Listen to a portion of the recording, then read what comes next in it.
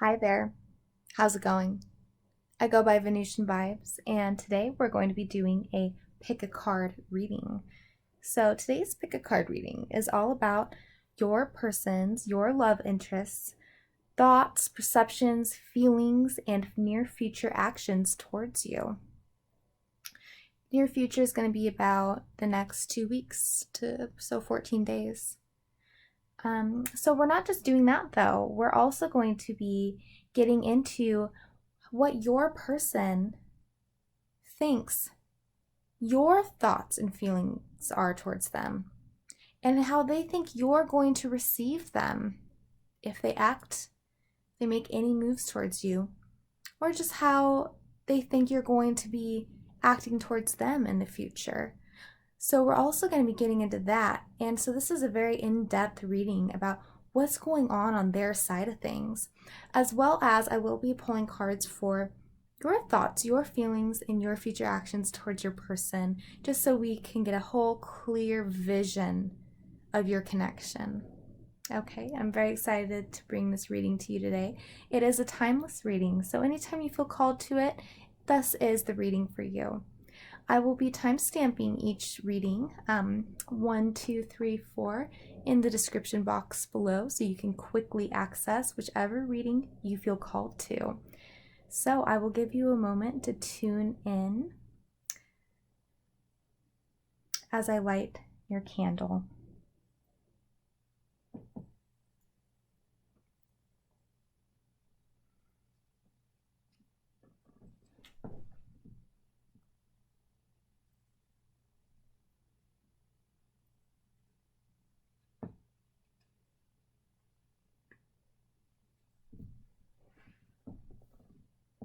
Okay.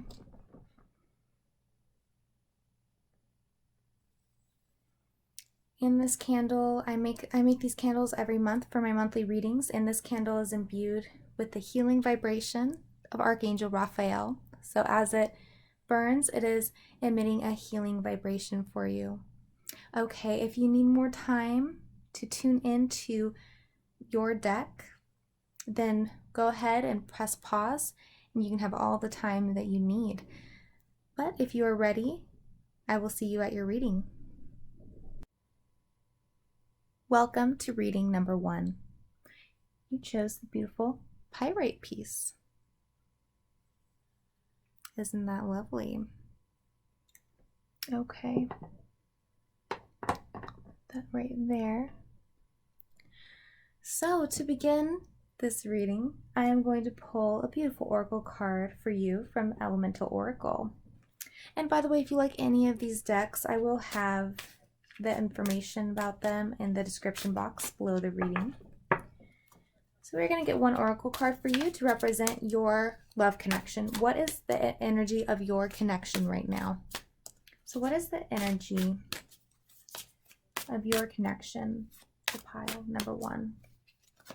Those who chose the pyrite. What is the energy of your connection? And then I will read to you the message of this card at the end of the reading.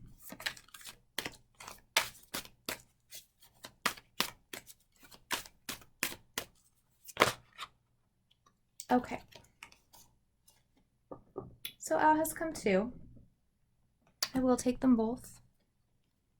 We have cave.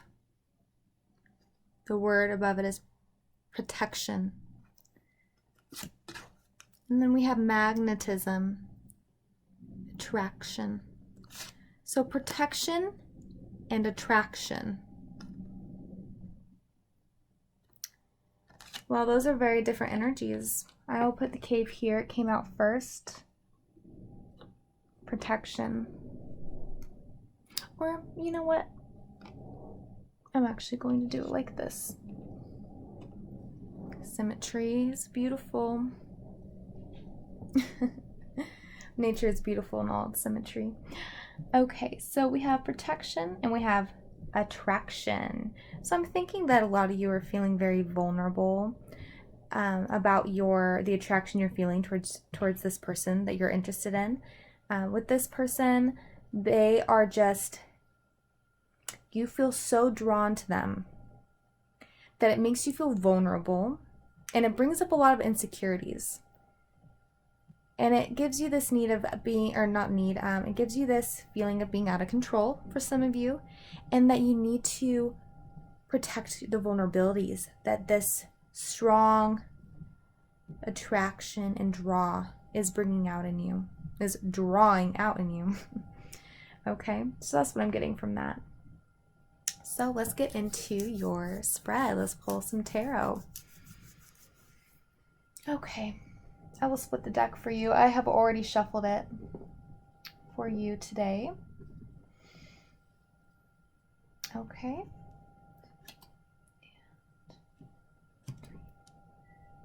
I want to make sure that you can see all these cards.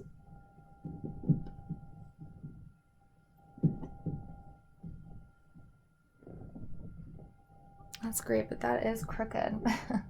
Alright, I'm not used to doing, I haven't done this spread on camera before, so I'm just still getting used to making it look good for you, my beautiful viewer. Okay, so that's about as good as we're going to get for this.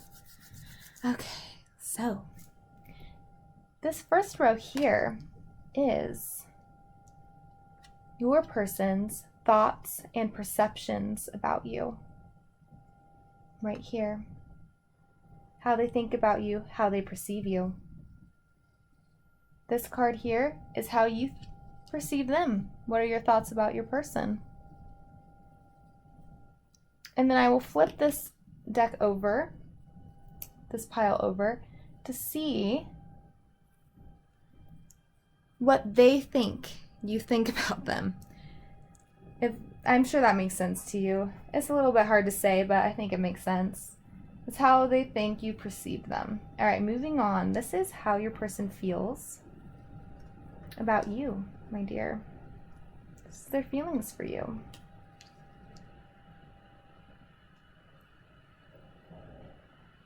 And this is your feelings for them. Okay. Now down here is going to be your person's actions towards you in the near future, about the next 2 weeks.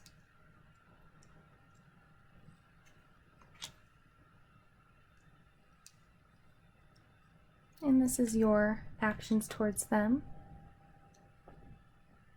Okay.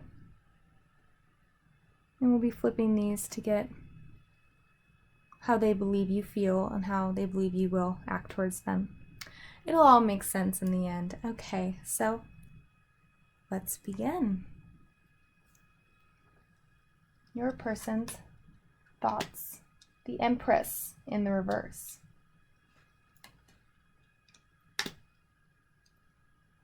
The Seven of Swords in the reverse. Interesting. Three of Swords in the reverse. Okay, so this is very, very strong, powerful energy going on here. So they perceive you as being someone who is very heartbroken. They don't believe that you are in your power right now. And it's not to say that they don't believe that you are a powerful person and that you are, I mean, you're coming through as the divine feminine in the reverse. So a lot of you are probably divine feminines, regardless of gender, but you don't have to be. But it would seem that if you're a male it would be referring to your feminine side if you're watching this, if that makes sense. So it's about the femininity. And it looks like they are perceiving that you are not feeling strong in your femininity. You're unable to receive them. And this is how they perceive you. They perceive you to be unable to receive them, unable to be there when they like come and knock in, you know? And it seems to be stemming around this heartache. With the three of swords. That's all about heartache. I don't think this person has, I'm not getting an indication that they have broken your heart. It is, or at least that they believe that they have. It's more that they view you as being heartbroken by something, even for some of you, something tragic has happened in your life. And it's put you completely off your vibration, and your sense of empowerment has been thrown off. You're unable to create, it would seem, be creative. You're not being able to have your stand in your creative power. You're thrown off your game. That's how they're perceiving you anyway. Seven of Swords in the reverse. Now, that's very interesting. You know, it indicates that they perceive you as somebody who they can't trust. I'm not saying that you are someone that they cannot trust. This is how they perceive you. They perceive you as someone who they can't get a full understanding of. It's like you're always fly by night, kind of, not really being clear about your intentions or your motives. And they don't trust that. There's not an openness about you. And it can also be that they fear that you're going to break their heart. The Empress in the reverse, that's all about a receptivity, and in the reverse it's a blockage. It's a blockage to your creative power. It's a blockage to your divine feminine being able to manifest, and for you to be able to be feel aligned enough to receive someone, be receptive to someone else.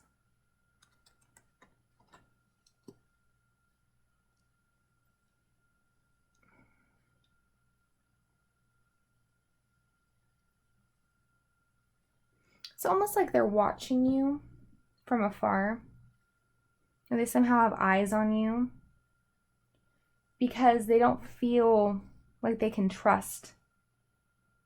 You're hiding so much from them in their mind. They perceive that you're hiding so much from them, and it goes back to this protection. I mean, you probably are, with the cave being there. Okay, so this is how they think you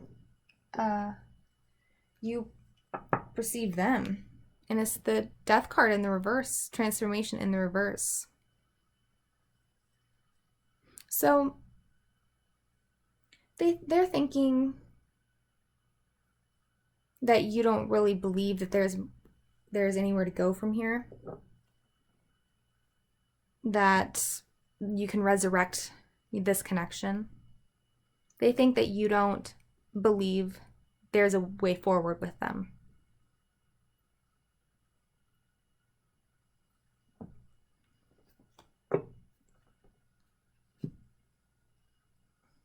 Okay, and now this is what you actually think about them. So we have the Page of Wands in the reverse. So the way you actually perceive them is someone who is not willing to communicate with you. You don't view them as someone who has passion, interest in you. You don't view them as someone who wants to even have a connection with you. And that's very interesting, because it's almost like they don't view you, they don't believe that you are willing to receive them with the Empress in the reverse. But you don't feel like they're willing to come towards you with the Page of Wands here. The Page of Wands is someone who is passionate, and it's like a new, young energy, and they're willing to go for it, and maybe in a more subtle way than the Knight would, but they want to make moves, and they want to go towards what they're passionate about. And it is the Divine Masculine. So we're getting a clear sense of Divine Feminine energy being blocked and Divine Masculine energy being blocked. And you're both feeling like the other person's is off. You don't think they're willing to come towards you and be passionate show interest in you, and they don't think you're going to receive them if they do. They think that you perceive them as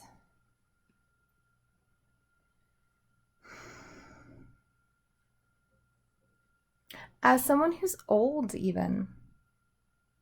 Just not very passionate.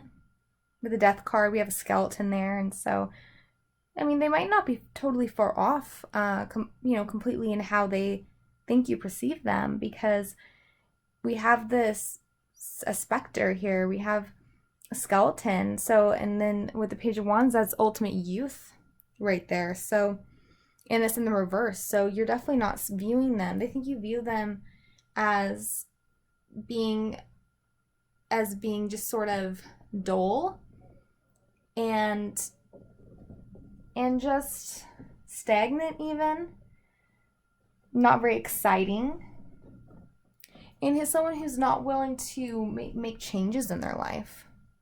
So very stagnant. They think that you view them as being someone who can't get with the times, who can't learn new tricks, kind of, that type of thing. And maybe you do see them that way. All right, let's move on. So this is how your person feels about you. The person most on your mind. And here we have the World. So they love you very much. The Hierophant. And the Hierophant is all about higher level commitment. And then we have the Nine of Cups, but it's in the reverse. So there's our blockage. Well, isn't this interesting? So if you want to know how they feel about you, they feel the world about you. You mean so much to them. And it's right below the Empress in the reverse. So I'm getting kind of a sad energy here.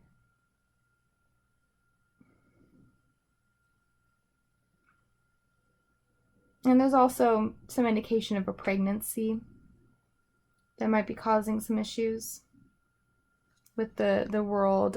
They're showing that as being the woman's pregnant belly, and then the Empress also represents fertility. So there is that kind of running through here. So they view you in such a strong light. You mean everything to them. They don't really want to face the world without you. They want you with them as they move forward in life.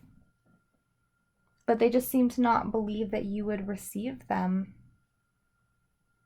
And then we have the Hierophant. So they want a higher level commitment with you. They feel such an intense bond that they want to, some of them might actually want to get married. But it doesn't have to be about actual marriage, though the Hierophant is connected to institutions. It can be other things of just upping the game a little bit. Just they want the security of knowing that you are, in a sense, bound to them. Because otherwise they're not feeling secure in the connection, or like that they will ever fully have you, unless if they have some sort of tie around you. Meaning this tie as being a literal, they want to somehow be tied to you, to feel more secure that you're going to stick around. But they're hiding this.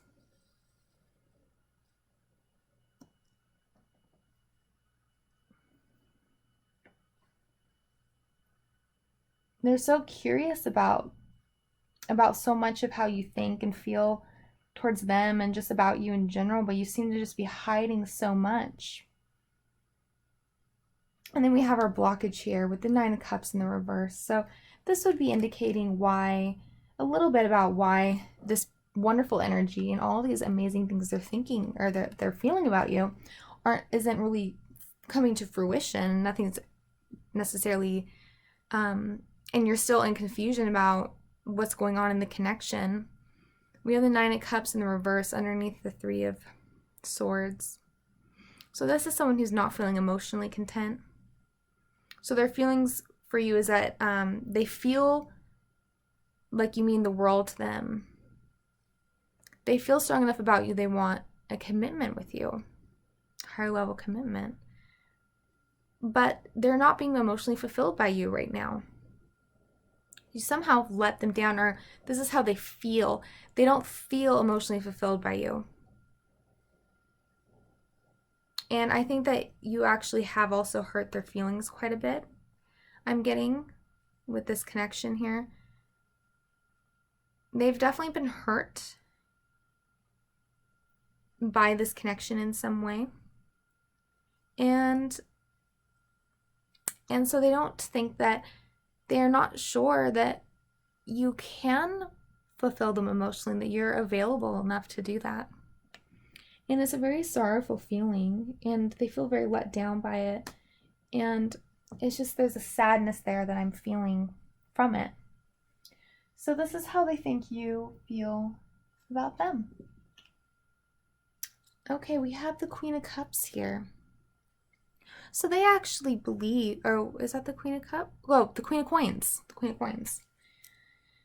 Okay, so they actually believe that you do have an interest in them, in creating a connection that is long-term, that is foundational, something that is actually a secure connection, and that it has its roots in something, and it can grow from there. They do believe that you want to give to this connection. But they also think that you're very independent, and that though you might feel that you want these things with them, you're also very self-focused. Focused on your own coin. You see how she's looking down at her coin. They think that you're self-focused. And that your main priority is to live your life the way you want, to succeed in the things you want to succeed in, and to prosper even on your own, just to prosper. You're focused on your game, your life. And so they wonder if, though you might have this desire to sort of be with them she's very practical. She wants to feel secure. And so she very much wants, oftentimes this energy wants this to be also connected in a way that is a very secure feeling. And not just something that's all in the emotions. She wants roots, and she wants something that she can count on. But also I'm getting a very independent vibe, and that they think that you might be too independent to really care much if they just kind of disappear out of your life.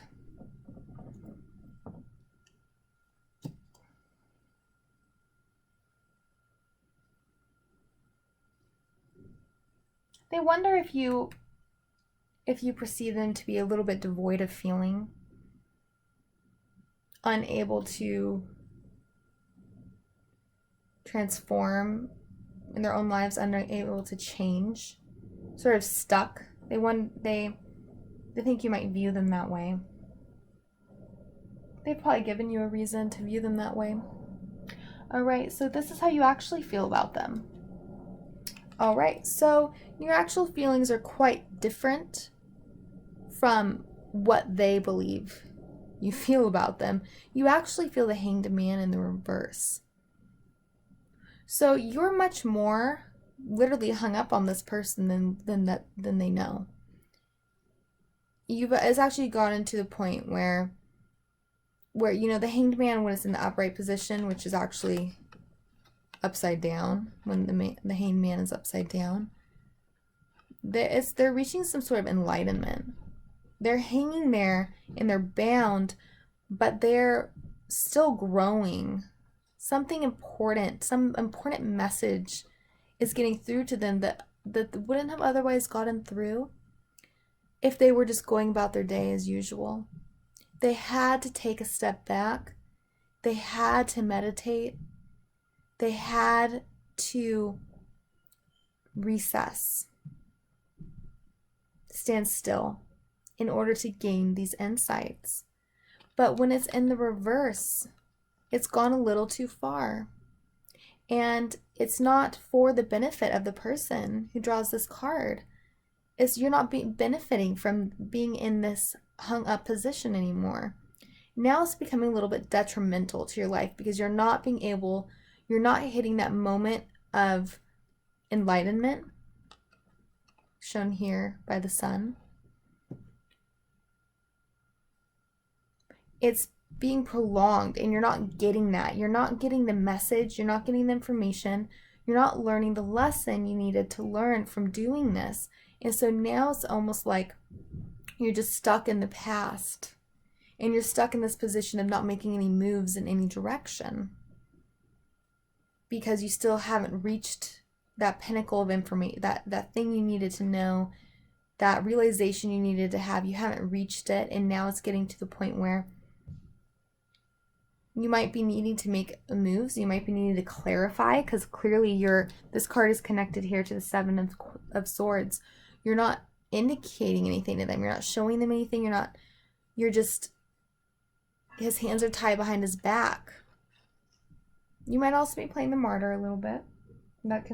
I'm kind of getting that with this card, kind of like, woe is me. This is the life I've been given, and now this is how it's going to be for me, and maybe he's better off without me. That type of thing for some of you might be going on because you're not feeling within your power right now.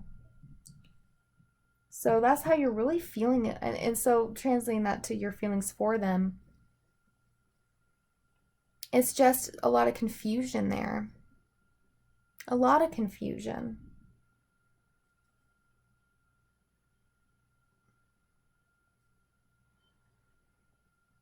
And so you don't know, maybe you don't even know how you feel about them. The Hangman in the reverse doesn't know, they don't know how they feel about anything.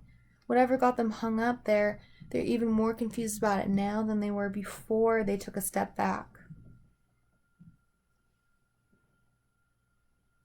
So we need to somehow jostle that energy. It might be time to start making moves again. In whatever aspect you're hanging back, standing still.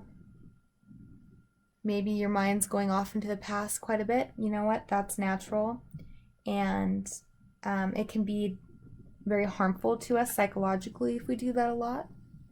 I'm feeling that a little bit for you, that it might be getting that point for some of you, going into the past quite a bit. And so kind of as preventing you from being able to make moves in the present. And so when we're in the present moment, that's how we manifest things.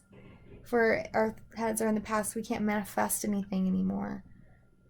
How are you going to manifest this person if you still care about them, though you don't know if you do because you're very confused? And that's okay. So maybe we are confused for a minute. And we just acknowledge it. Think of ways to try to lessen this confusion. I don't know. Mars has been in Pisces, and that can be very confusing for people. A confusing placement where collectively we've been experiencing that sort of when Mars has retrograded into Pisces. Is in this watery, dreamy, Neptunian, if that's even a word, that type of vibe with Mars, who's all about fire, making moves. And so it kind of suspends us all. We're suspended. So it's a collective thing that's happening, and it'll be happening in whatever area of your life that actually that has needed clarity. And we will find clarity. We will. We can be patient. I cannot tell someone to stop thinking in the past, to stop being confused, to find clarity. I mean, that's just, you can't force that kind of thing. It will happen in its own time. But there needs to be some consciousness, some light being put on the issue at hand. We need to address it. We do need to address this and try to approach it from a unique angles to make things make more sense. maybe write down all the different feelings you have, just to try to organize your thoughts a little bit, organize your feelings a little bit, things like that. Just trying different. You're really, it's for some of you that are really feeling confused about this, not really knowing what to do. We're gonna try to have to find some techniques. Centering back to yourself might be one way to do it. Things like going on walks, runs, breathing fresh air, and trying to just center back into the heart space, stretching a lot, and sort of even removing this person from, if you can, if your mind goes to them, maybe just consciously being like, okay, does my mind need to be on this person right now? Because I don't have a lot of clarity on them, so I need to find clarity on myself before I can find clarity about them, that kind of thing. So anyways, I'm done with my little rant. All right, so this is going to be their actions towards you in the next 2 weeks, the next 14 days. Let's see what we got here. So we have the Nine of Pentacles, the Sun in the reverse,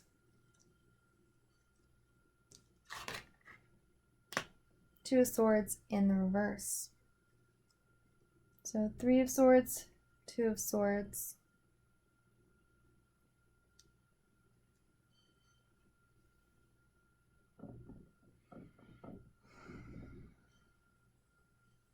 Nine. The Sun is 19, but it's actually 1. 1 plus 9 is 10. 1 plus 0, 1. So this is 1, 2. We have our 3s here.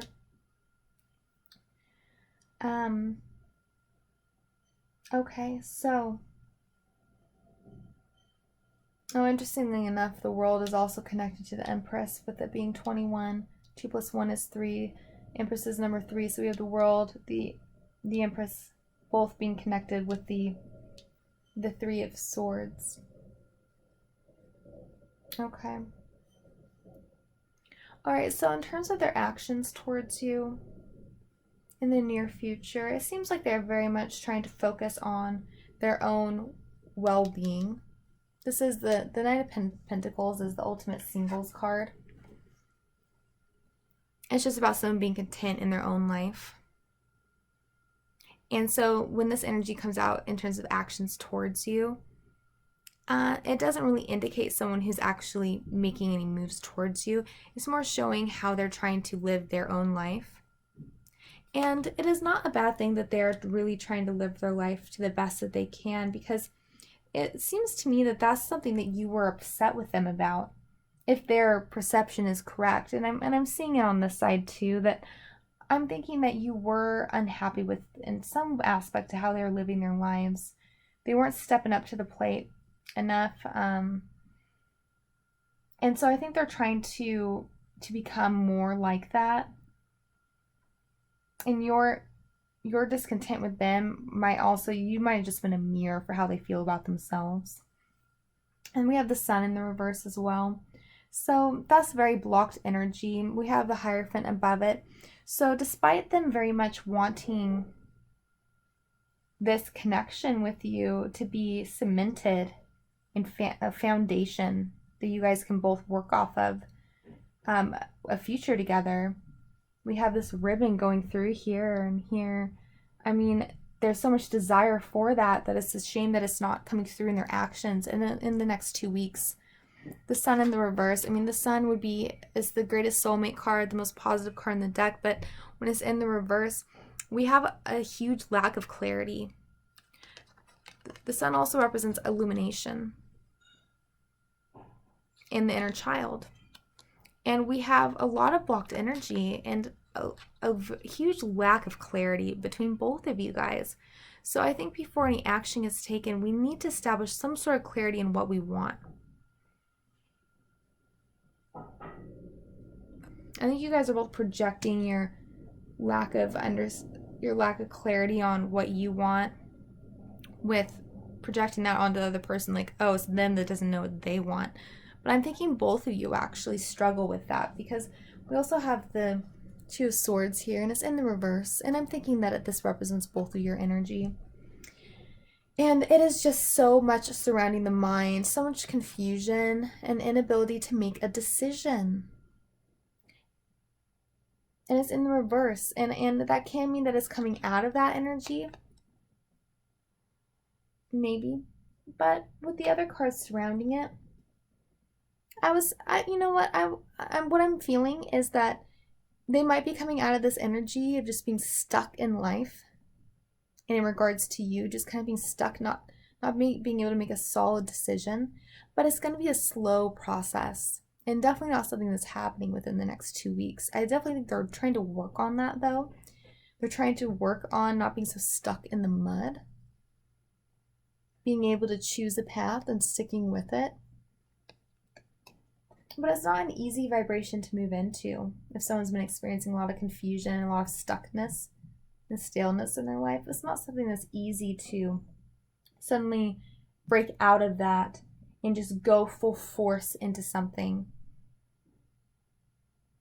It takes time to develop that within ourselves. We have to do a lot of soul searching, and we have to awaken to our true soul's desire. It's an intense thing, and I feel that intensity with this imagery here. It's like all these clouds, but the sun's breaking through them, and that's illumination, that's clarity coming through. But it's a long process to break through those thick clouds of confusion. So I'm thinking you're both confused, and you're mirroring each other in that way. So this is how they think you will be acting towards them. And we have another Pentacle card, the Seven of Pentacles. Also for me connected to Virgo, just like the Queen of Pentacles is. So I don't know if you are Virgo, but it's that type of energy, or just very much earth energy. Could be Taurus, Capricorn. So the way they see it is that you're not going anywhere. They think that you are going to be working on continuing this connection, that you're not going to give up on it, even if you guys are taking a break. It's sort of like you have put so much effort into mining the fields with all these pentacles here growing. You put a lot of effort into mining the fields, or planting, just tending to the fields, and you've planted your seeds, you've watered them, and now you guys might be taking a step back from each other, but you're just letting, the way they view it is that you're just letting everything kind of just sink in. You're letting the plants grow, and you're taking a step back, and you're biding your time until it's ready to come to harvest them. So they kind of perceive, if you are taking a break and it looks like there is a lack of communication on your part. That's what I'm seeing.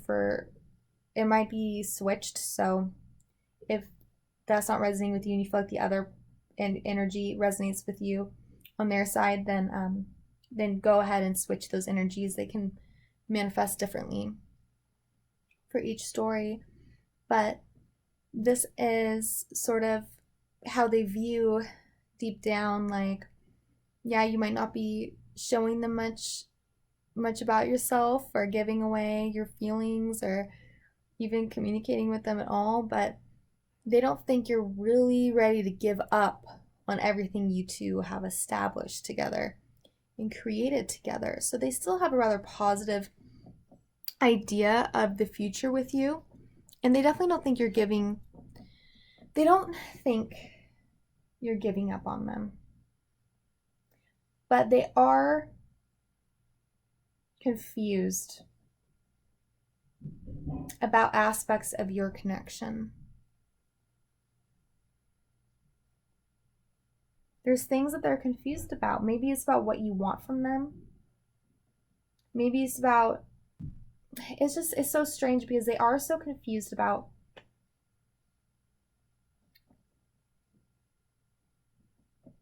how you view them. And you're kind of confused too. But there seems to be, for them at least, this deep down sense that it is going to work out. And any temporary disconnect is not going to really last too long. They just have some sort of faith about the situation beneath it all. So this is how what your actions will be actually towards them. Okay, and we have the Devil card here. So it is true that you're not going anywhere, but your energy, you feel like the connection is controlling you. And they don't realize that that's what's going on here. So they're not really, you come off to them as being a very independent person and someone who has their shit together and is just working on your own life. But there's more to the story here in terms of how you're feeling about them. And there's a lot more of a sense of being controlled by your feelings for them. And feeling kind of bound to the connection, and the connection not really making you feel very empowered. And it's going back to how they perceive you up here, which is someone who's hiding a lot, someone who might be experiencing a lot of heartache, or someone who they fear will make them feel heartache. But there's a lot of pain here, and there's a lot of the divine feminine being off balance and unable to receive, or unwilling to receive them. So there's that element. So they feel that that's how they perceive you towards them, but the way they perceive you in life is very different. And it's someone who has a lot of control over your life, very independent, and just working on yourself and growing in your life. But there's more to the story in terms of how you're feeling, and you're not feeling as independent and in control of things as they think that you are in your life. You're feeling more controlled and at the mercy of your attachment and attraction. And this Devil card ties in these two cards perfectly. It's how you're viewing your attraction to this person.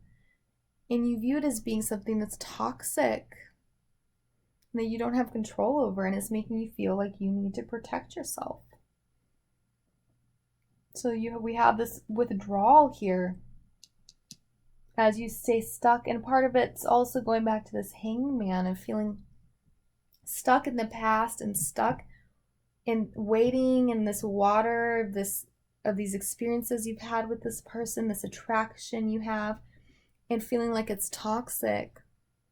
And so there is a desire that you actually have, that at least a part of you has, to actually break away from this, is what I'm getting.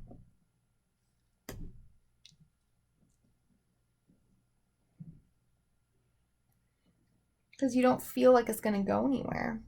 And they don't get that. I don't think they get that because you're hiding so much. They know that you're in pain. They know that something about this connection has hurt you. They know that you're not open to receiving them. But they don't realize how painful this connection can be for you, and how much it has you feeling trapped. So I'm going to pull one card for the outcome. And from Moonology, I'm going to get a little outcome card and intuit the meaning of the card. So this is an outcome for just 2 weeks. Just 2 weeks. 2 weeks from now. What's the outcome for this connection? What's the outcome for this connection?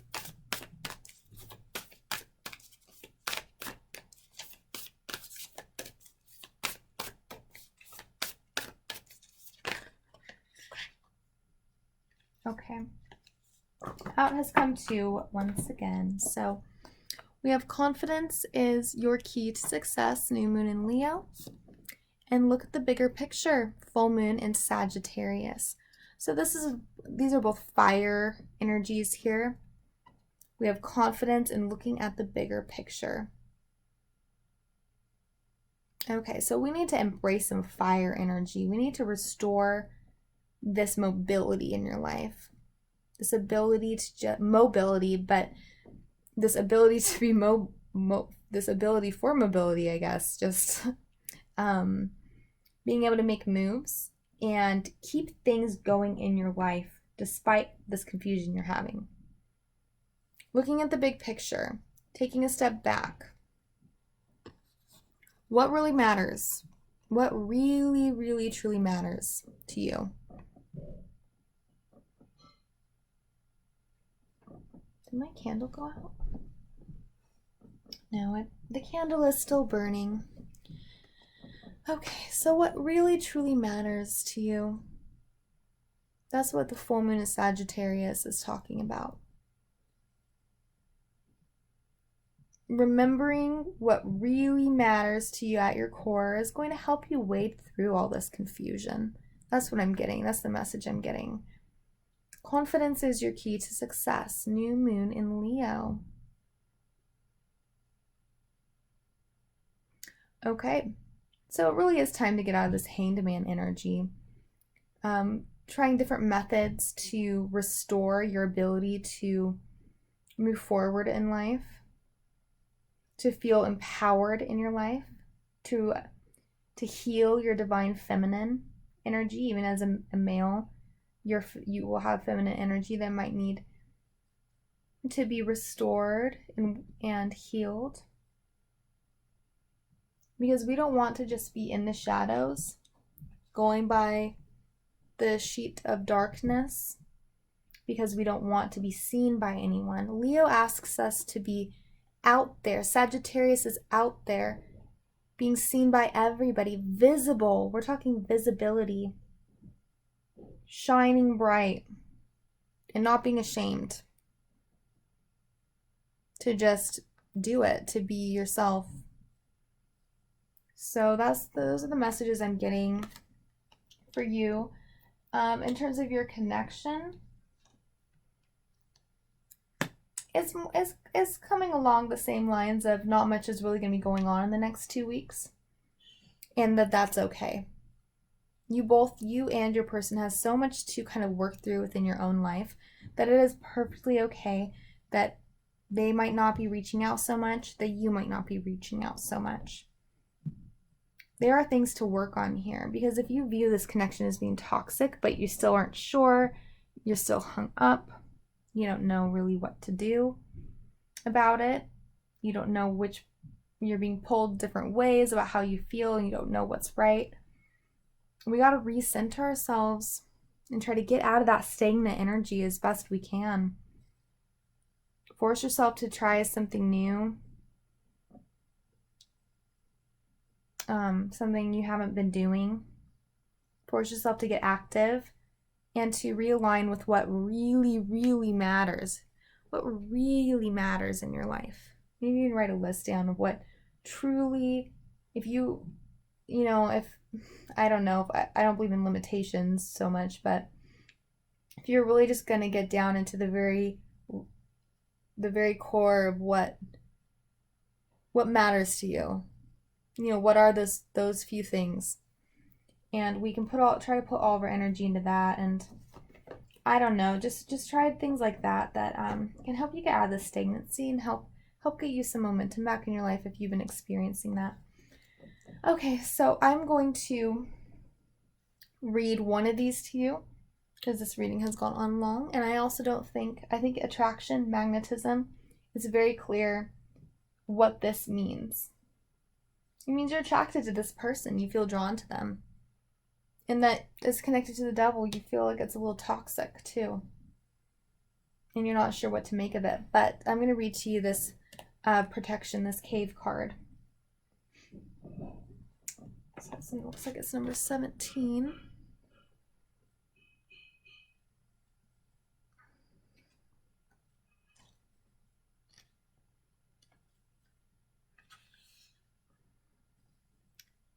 You are loved and protected in your endeavors. Know yourself. Taking silent time is good for your mental health. Retreating after periods of extreme hard work is a positive. Be embraced by nature. So that's kind of the message. I'm thinking that is, I think that's what you have been doing, but that it's been going on a little too long now, and that now it's time to actually start to move forward and embrace more of this fire energy. because we've been stagnant a little too long, I'm thinking. You are loved and protected in your endeavors, right? So remember that too. You are loved and protected in your endeavors. You're not alone, you know. You're going to be okay.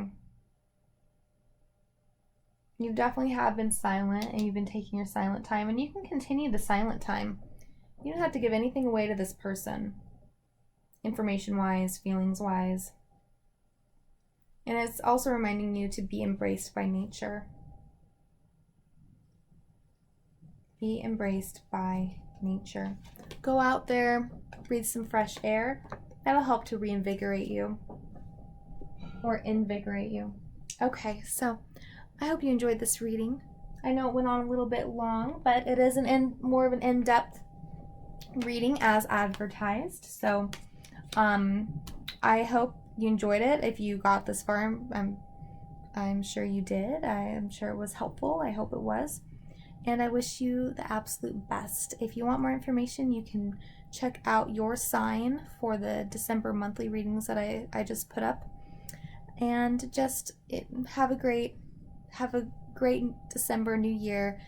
This is timeless reading, so anytime you watch this is great. I'm doing this reading right now, going into December, so 2020 is almost over. I wish the best for you guys. All right, bye. Group number 2, welcome to your spread here.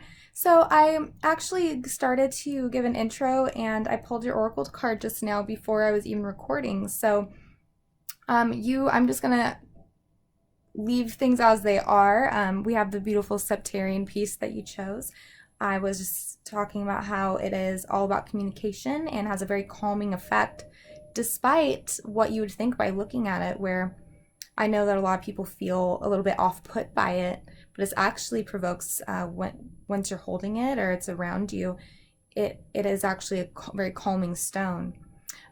So for your oracle card to represent your connection right now, you got lake, and it is also, we see here the word depth. So we have this woman, I think this is a beautiful card, and we have this woman, and she's all the way underwater. And we can see what's going on beneath the surface here. There's a whole different scene above and below. So what I'm getting is that there's a lot going on beneath the surface of your connection, and just a lot of unknowns. And I'm also hearing still waters run deep. Okay, so let's get into your spread. I've already shuffled the deck for you. I will just part it for you, and we will get going. Okay.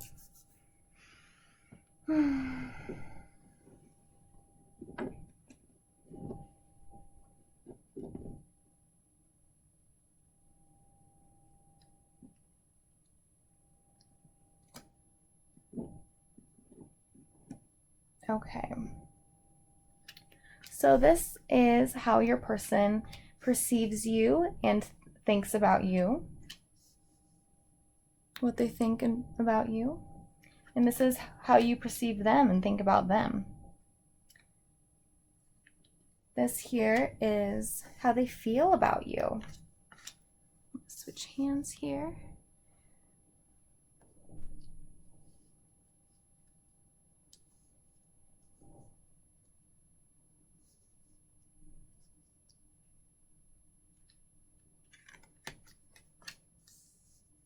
Trying to make sure that this is even as much as I can.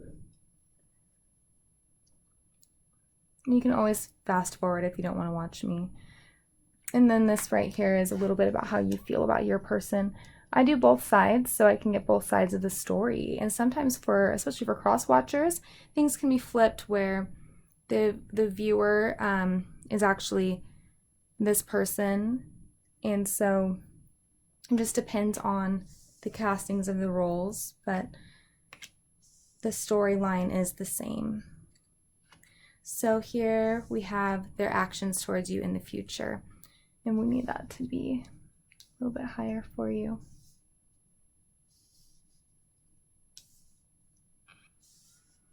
Okay, there's a big spread, so I'll hold the cards up so you can see them.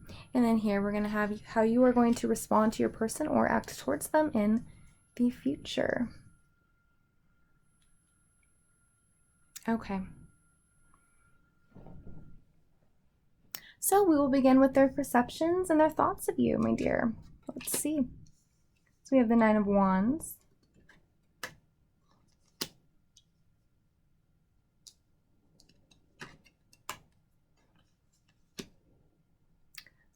Ten of Swords in the reverse, very strong. And the Chariot. Wow. Okay, those are intense energies. You know, the Chariot is connected to the Cancer energy. And I didn't say this. I said it on when I wasn't recording, but this stone for me, I get a very Cancer vibe from it. And it's probably also linked to just how it looks like a crab a little bit, but I always kind of get this comforting Cancerian vibe from this stone. So I'm not surprised to see the Chariot here, which is all about Cancer energy. So it can be significant to you, but I mean, we also have water shown here, or the water element with the lake. So some of you might be a Cancer dealing with someone with that type of placement. So let's see here.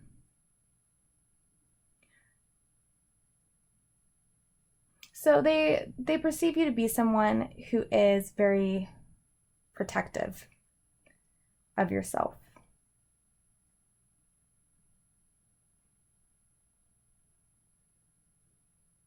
And also very strong and strong-willed. And I'm getting a sense that they view you as someone who is always going to get up at the end of a fight.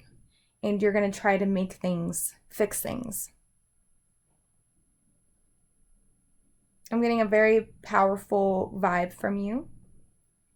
But we have this energy with we have 9, 10 here. And it's almost like we have this element of you that's very protective.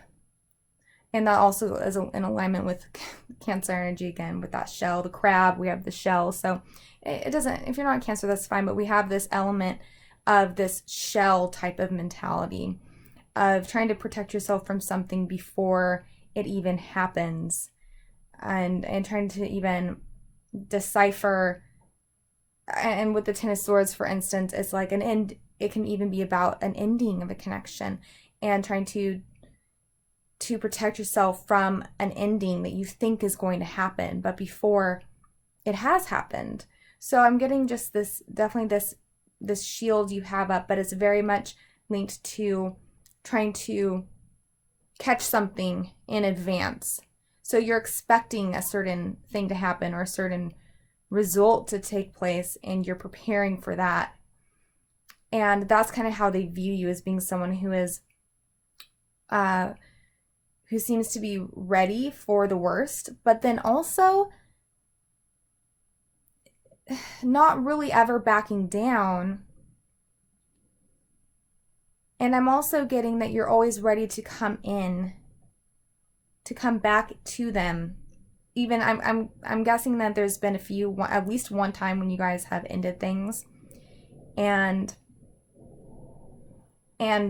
but the ending didn't stick. The contact was made again, and I'm thinking that it a lot of times is from you, because you're being represented here by the Chariot. That is forward movement. And so I'm thinking that for most cases, for you, my lovely viewer, you are the person who is kind of trailblazing your way back into their lives after an ending has occurred. And so you're kind of these two minds, at least in their eyes. This is about their perception of you. So they might be a bit confused, because you're on one hand, like the wounded warrior, very protective of yourself, ready for anything, ready for the worst. But then you're also coming in to hold on to something that you really don't want to lose. So it's kind of just this mixed energy of preparing to lose this person, preparing for things to end, preparing for things to go poorly, and then coming in to prevent it, or at least coming in after it has happened as well, and trying to fix things. So they also view you as a bit of a fixer, I'm getting. Yeah, so that's kind of what I'm picking up on from this. It's definitely this, are things over? Are things not over? And there's confusion there for your person and not really knowing which it is. So I also have here how they believe you view them. So I think that that's an interesting thing that I like to look into for you guys, how this person thinks that you view them and you perceive them. So they think that you perceive them as though the King of Swords in the reverse. Prince of the Chariot of the Winds. And he's on it's interesting, he's on a chariot as well. So there seems to be a bit of projecting happening because they perceive you as the chariot, but then they believe you perceive them that way. So that indicates to me that there's a projection happening going on. So if there's sometimes when this person makes a claim about you or the way you are that doesn't really make sense to you, I'm thinking that they're just projecting their energy and even their confusion onto you sometimes. But moving on, they think that you find them to be someone who is,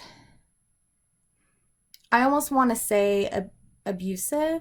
That's how they think you view them, as being, and if not abusive, because that is a very strong word and not likely for all of you, resonates for all of you, but they think you view them as being very cutting, difficult, also cold. There's a sense of indifference. They seem to be, I'm guessing you guys have had a fallen out once or twice, and they have behaved this way towards you, and so they think that you perceive them that way because they've been that way. There's a huge, very, very harsh element with the King of Swords in the reverse, and oftentimes it can indicate that someone is verbally abusive. With the King of Swords, the Swords energy is all about thoughts and even communicating thoughts. So it's the type of abuse that will occur with the King of Swords is someone who is verbally very cutting, sharp, and hurtful even. So they think you view them that way. How do you actually view them? Let's see. How do you actually perceive them? Okay, so you actually perceive them as the Fool. Isn't that interesting? And it is still air energy with the spirit of ether.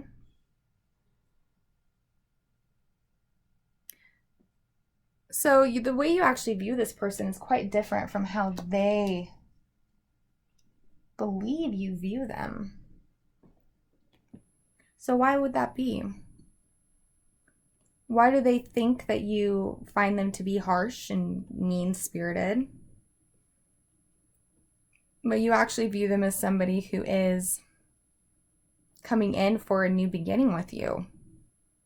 Someone who has made mistakes but who wants to start over. You view them as someone who is finally willing to take a risk.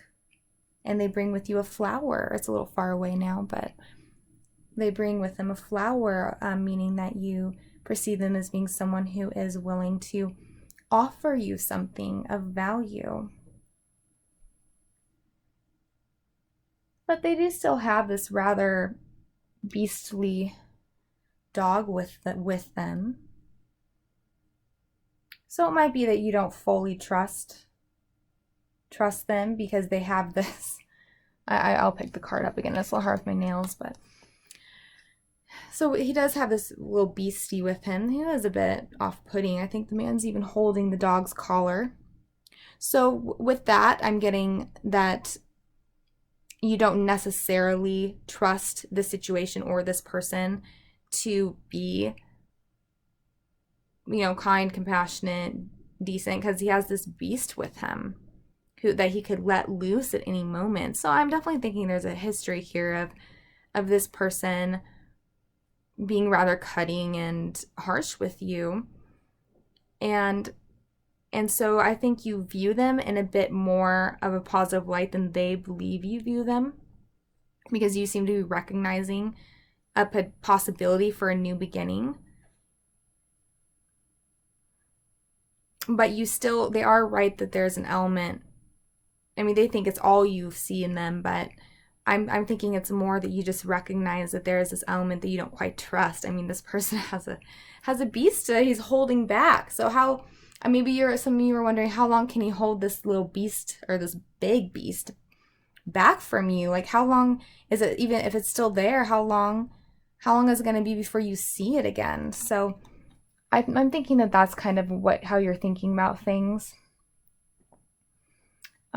He might, or sorry, not necessarily he, but they, I'm getting a king here, so it's probably a person, divine masculine for a lot of you guys, and they think that you just view them in this completely 100% just downright terrible light, and someone who you want to avoid. But with you being, you're here, you have the Chariot, it's an indication that you do still contact or in communication, or you will be soon, or at least they believe that you will be, and that though you're protective of yourself, you're still always willing to come towards them to try to make things work. Okay, so moving on to how this person feels about you. And many times the feelings are very different than the thoughts. So we shall see. So we have the Nine of Swords in the reverse. So that's 2 nines, swords and the wands. So both is a masculine energy. Actually, very interesting. So now the Princess of Swords. Okay.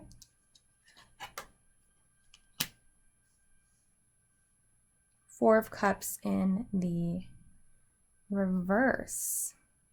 Wow. And I'm getting the Cancer symbol for here as well, but take it or leave it. So this person's feelings.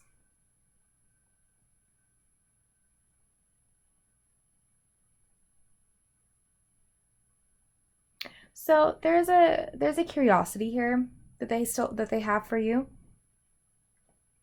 But it is very much, I'm getting that this person actually struggles very much with accessing their feelings. So having these cards in a feelings placement, I'm getting an indication of how difficult it is for them to access their feelings. With the Princess of Swords, we have someone who is in their mind space, and they are acting, and they're actors through their mind. So if this person hits you up, and with the Princess of Swords, it'll be something small. Nothing like a grand gesture. It'll be just a small text they send your way, or a little communication here and there. But it's all from a very intellectual place, and there's not a lot of feeling coming through there. We have the Four of Cups in the reverse, so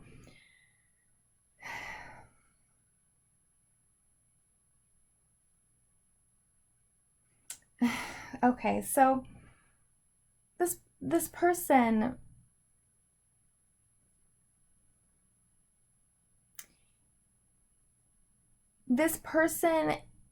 is feeling a lot of pain and sorrow.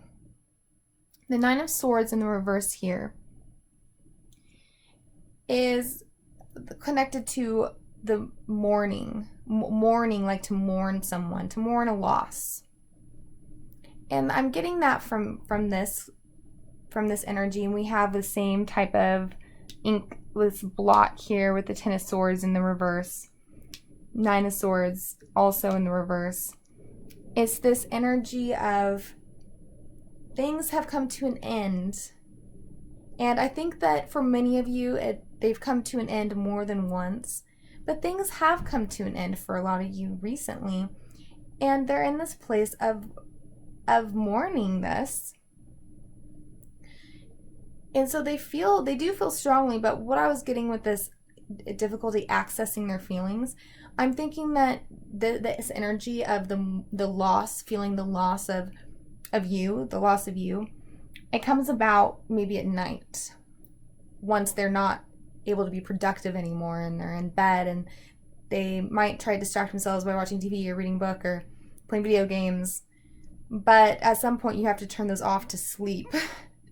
But I think that this person even probably struggles with doing that and likes to keep something on in the background until the moment that they just fall asleep, so they don't have to really feel into what's really going on with them.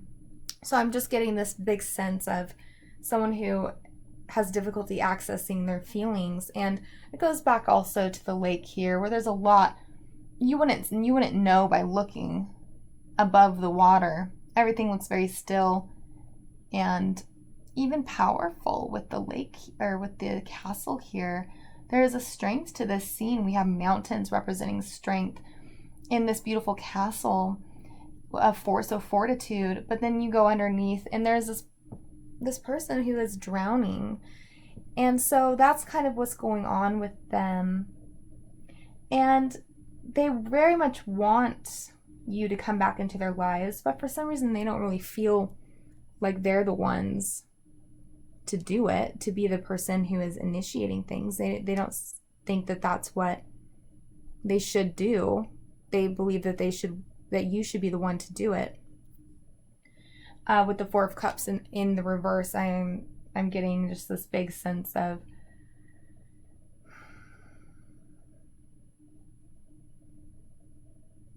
so I'm thinking in the past they very much have a struggle with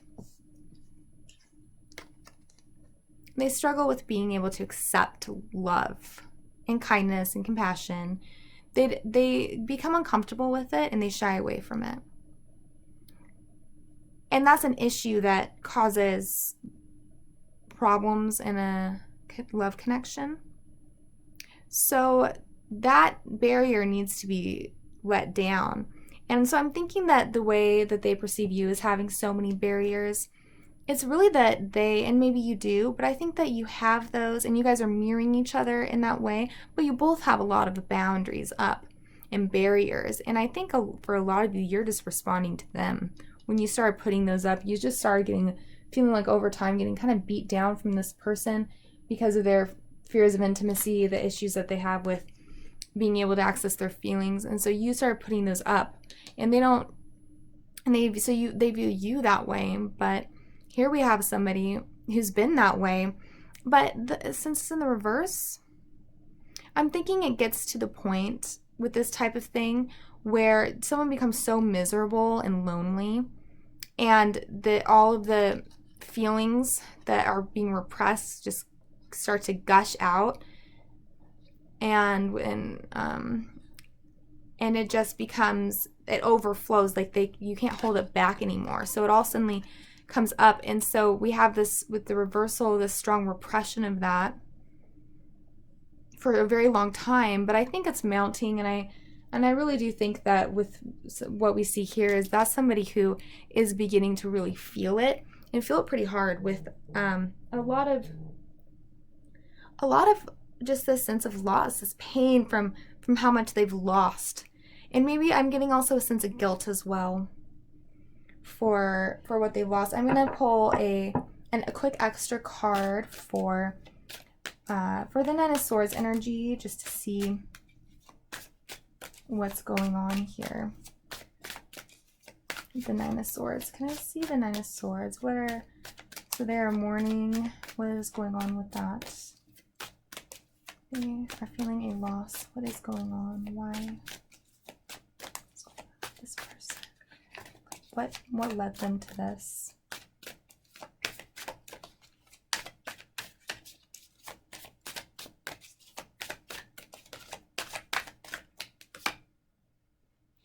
Okay. We have receptivity in the reverse. That is what has led them to this point. This is what has been challenging them. Their inability to receive. Didn't I already say that? They've struggled with being able to receive take in love, compassion, kindness, and they shy away from it. So this is just a confirmation, and it is a more water element here. So we have this inability so long to take in anything that actually nourishes the soul and the body, just this nourishment, emotional nourishment.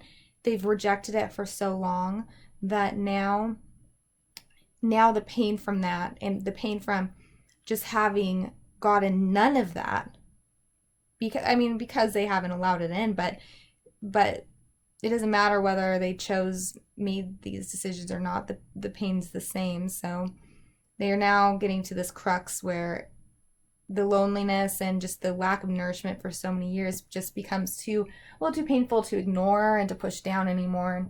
And so that's what has gotten them here, and that's their inability to receive. And when people can't receive, they also, they can be overgivers, or they can also not be giving at all. And if this is a divine masculine, it's more likely that it is that they are also not being very giving. The divine feminine is more likely to have the dynamic of being challenged to receive, but then they overgive.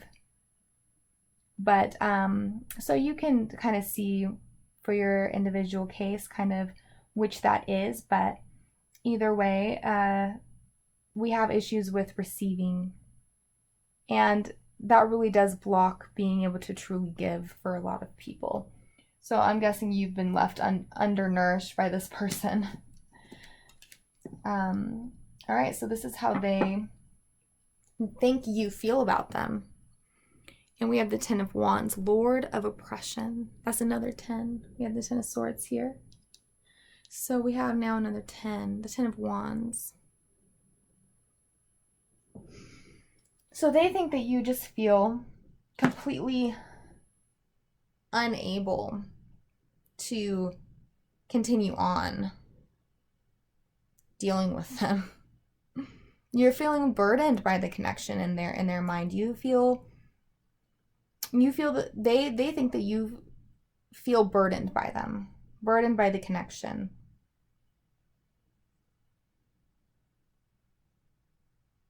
They perceive you as someone who's very good at going out and getting what you want.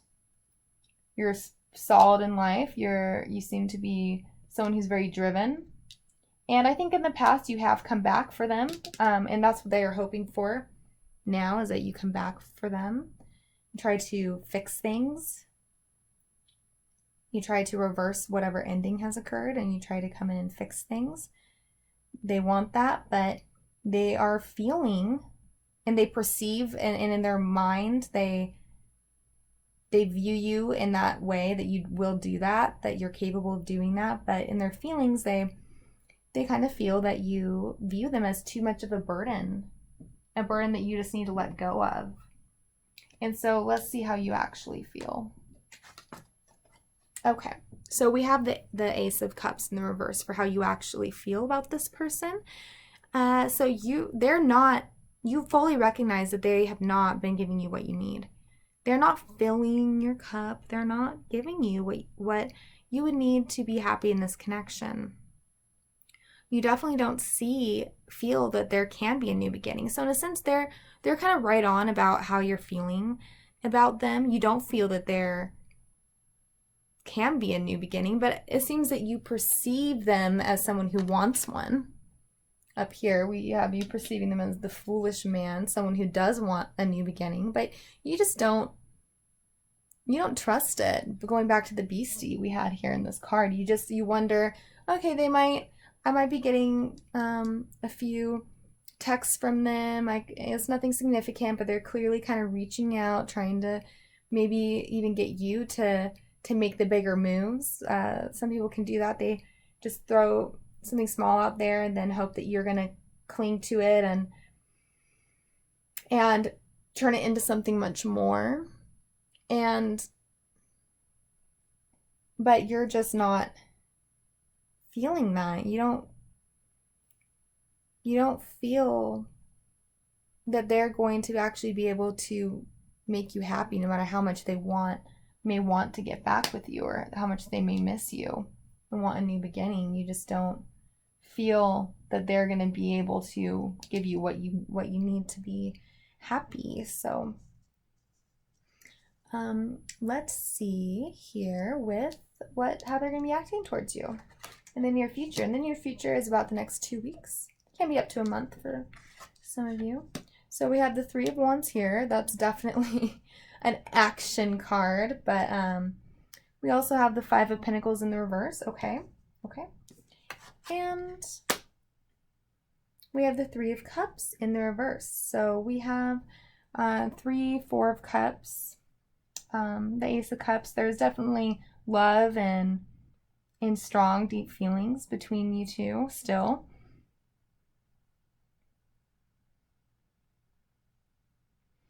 So this person isn't in a place of feeling abundant in their life.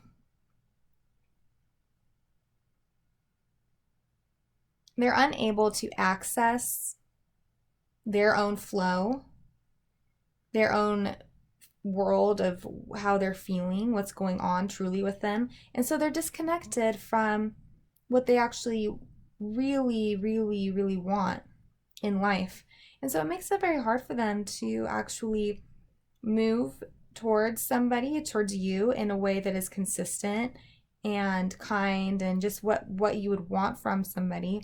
They seem to be unable to provide that sense of an abundance within a connection, being someone that's uplifting and compassionate. And yeah, there might be disagreements here and there, but there's overall just this really positive, it's a positive addition to your life and not one that's draining. But it doesn't seem like they know how to be that way, and it ends up always being draining to be with them. But so their actions towards you come from, we have 2 3s here, and so that is a card of creative. The 3s are connected to creativity, communication, manifestation. So I'm thinking that they are trying to manifest you, but they're doing, and it's coming from a place of feeling such a lack. With the 5, I'm just going to hold these 3 cards up since you can't see them very well. So with the 5 of Pentacles here, their actions are based off of coming to a point where they feel so much lack and loneliness in their life, so much abandonment, this sensation of being empty almost, because they were so afraid of actual loving nourishment. They ran from it. So now they've become so empty that it's getting to a point where they have to act, with the 3 of Wands here on the left. You see the 3 of Wands, and that person is this fiery energy. But I think that it's more of the 3 of Wands is definitely as a physical attempts to manifest something.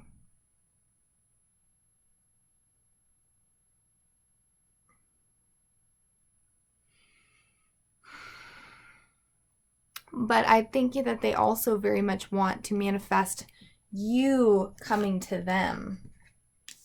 And so far what I'm getting energetically from them is they're going to be doing very small, if anything, they're going to be dropping very small little texts your way, little nuggets of trying to communicate with you, but they really want you to come at them, because they have so much issues. I'm getting for some of you that this person's issues with receptivity has actually made them a well that can never be, like an empty well that can never be filled.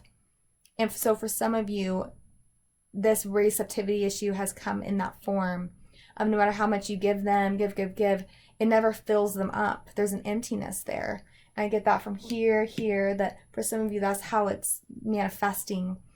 That issue is manifesting, is you've given so much, nothing's enough for them, and you don't really feel the return. So that seems to be kind of with the 3, it being a 3, that's someone's ships coming in, waiting for someone's ships to come in. They're waiting for you to come in. They think that you will, they think you will, though their heart is telling them that you might just be really finally finished with things. But so they might just send a little bit your way, but they're expecting a big return from that. But it's an imbalanced return.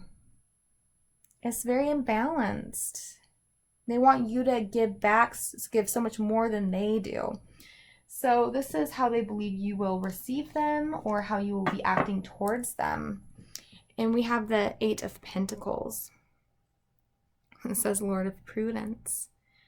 So this is a card of someone who's focusing on the details in their life and moving forward, doing their own thing. Is a very diligent person, and they're going to get the small things done needed, oftentimes the annoying tasks needed, in order to get a job done. So it's a little bit hard to say what that means in this context. Oh wow, we have Fortitude in the reverse. Wow.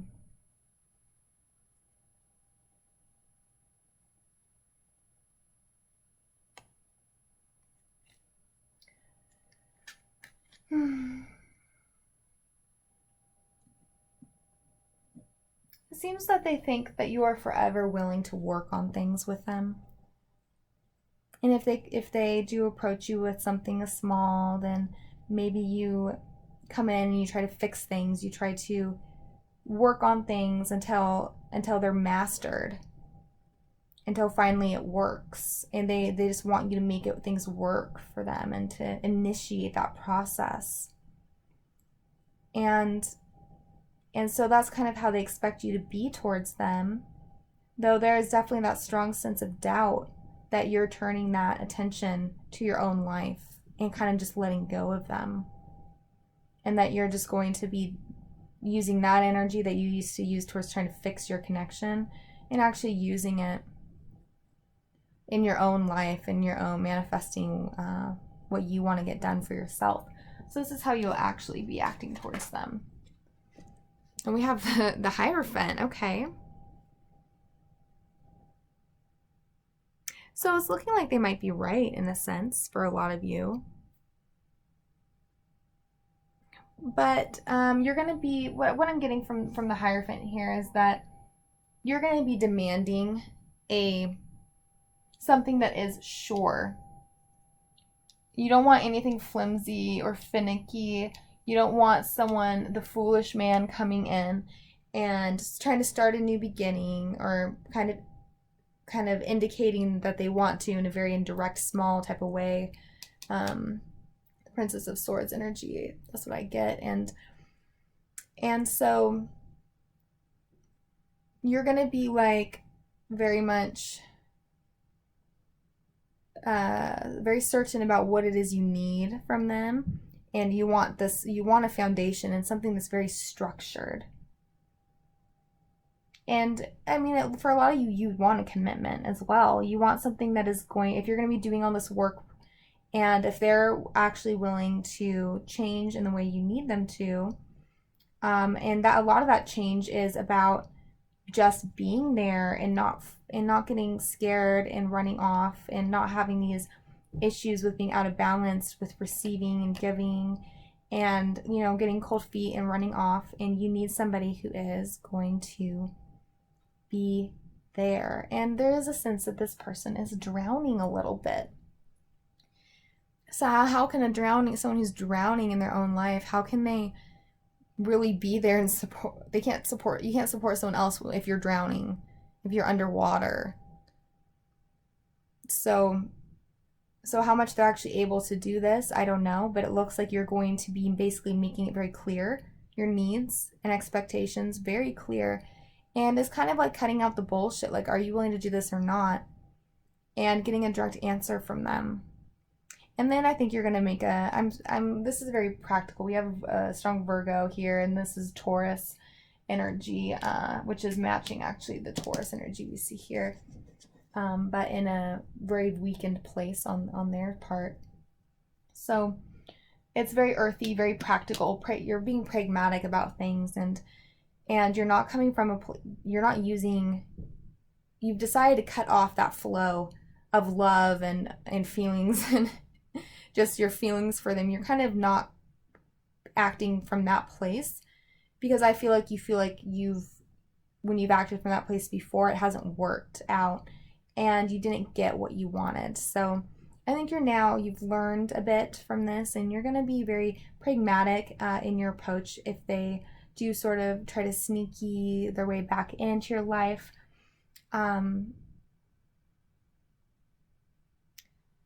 thinking that that's how you're going to be approaching them, and nothing is assured here at all for at least the next 2 weeks to a month. There's definitely nothing certain, and I'm not going to pull a conclusion card. I'm not really feeling called to do that, because I think that it's good for you to not necessarily have an expectations of what's gonna actually, how things are gonna conclude, but to really make your choices based on what's best for you, and the fallout will be as it will. So that's kind of what I'm getting. That's what I'm feeling for you, the best route. So I will, that kind of concludes our reading here. I'm going to read to you the beautiful lake card that you got at the beginning. I'm going to see what that's all about. We're gonna read into a little bit more, and that'll conclude our reading for you. Okay, so lake. Do not take the shallow alternative. Deep dive. Do the research. Do not cut corners. You may not be seeing the whole picture, so take your time with a decision. Lakes are natural. They're self-contained bodies of water not connected with the ocean. They have their own ecosystems and often contain their own endemic species. Most have at least one stream or river directing the flow outwards. The different classifications of lakes include glacial, tectonic, fluvial, and shoreline, and those formed by meteorites hitting the earth.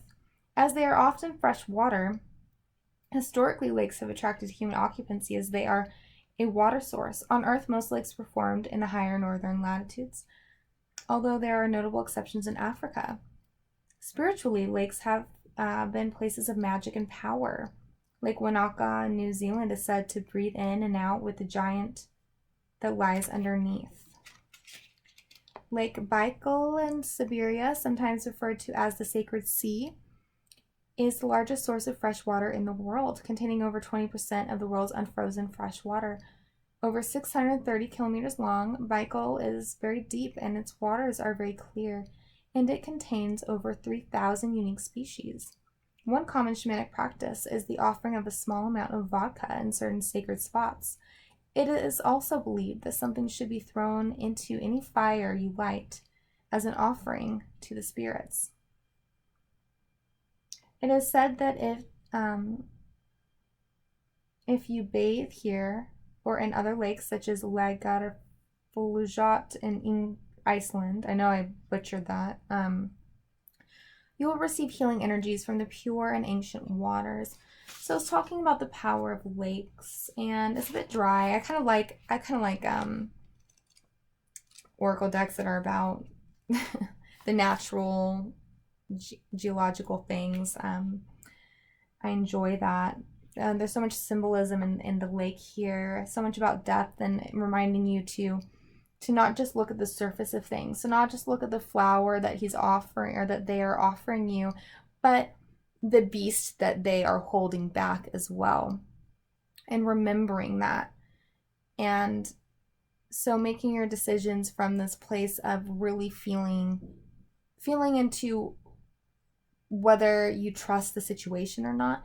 And also then there's this pragmatic side that you're taking, and I think that you're correct in taking it.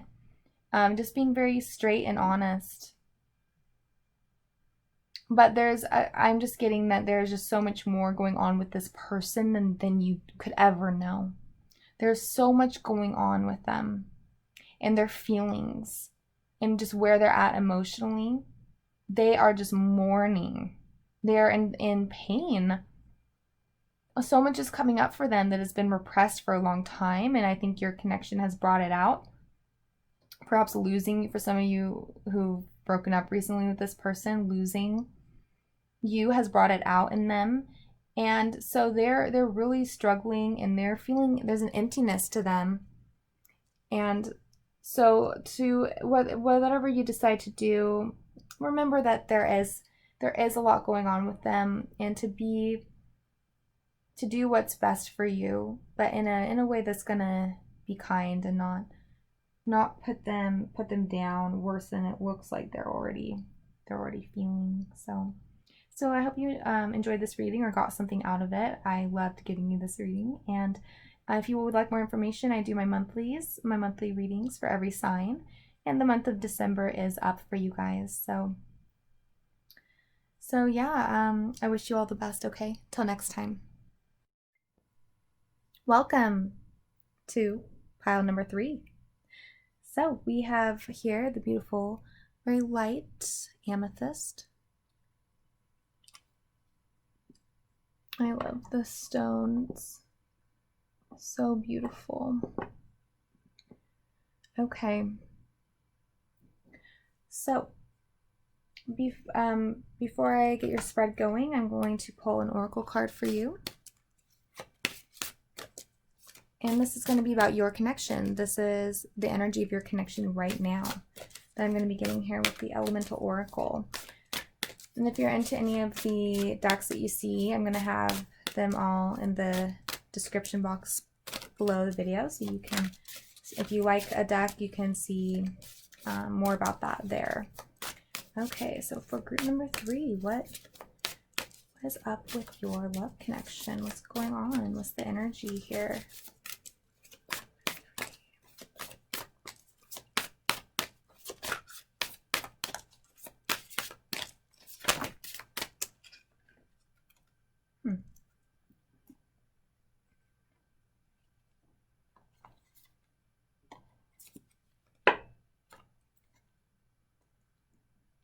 Okay, so we have, out has come three cards, and I'm going to take them all.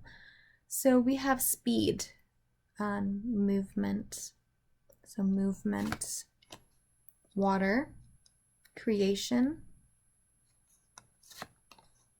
animals, companionship. Very interesting. So at the end, for each card, there's a very short message for each one, and then it goes into longer, the description of the element that the card represents. So what I'm getting is at the end I will read the very short meaning of the card for each one of these.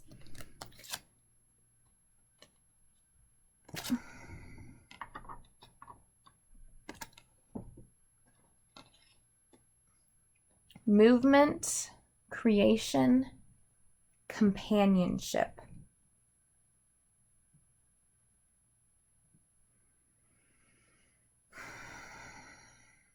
Okay, so I'm thinking that for some of you, I'm getting a storyline of a literal, you and your person are right now discussing your next step in life, and how to do a next step that might involve literal. I'm getting for some of you, it's literally about moving to a new place, starting a new career, something like that, like some actual big change in life, maybe even moving in together, and how to, whether you can create that together or not, and whether you can continue to be companions or not.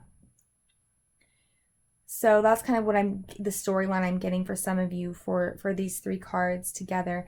But let's get into your spread. Okay, I've already shuffled the cards for you. I'm just going to lay them out for you now.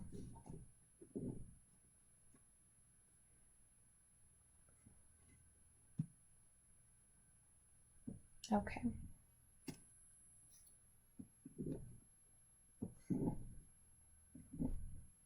So here we have your person's perceptions and thoughts about you. And this is how you perceive them and think about them. I want to make sure these are straight for you. Okay. You can always fast forward me laying these out if you like. And here we have how they feel about you. And this can be very different energy than how they think. This is how you feel about them. Now down here, which you won't be able to see, but I'll hold them up for you so you can. It's their actions towards you in the near future. How are they going to be acting? And it's about the next 2 to 4 weeks.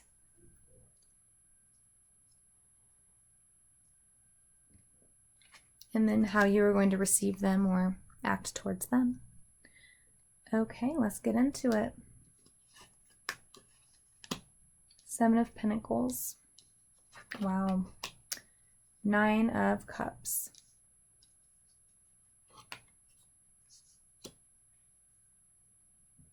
Here we have the Sun.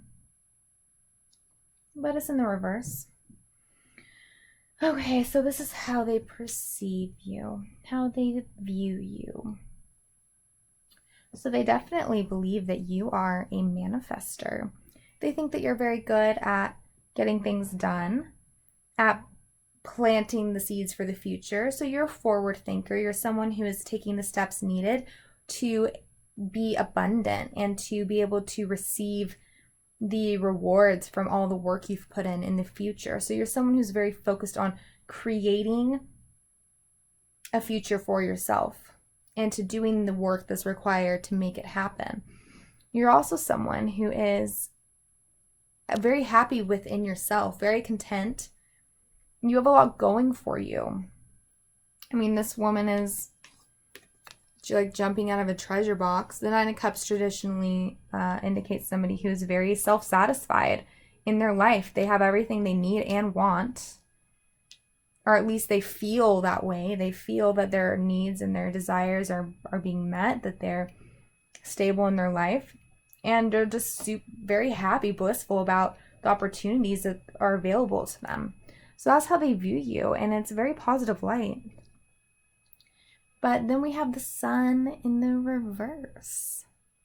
And that's very interesting because it clashes so much with these other 2 cards.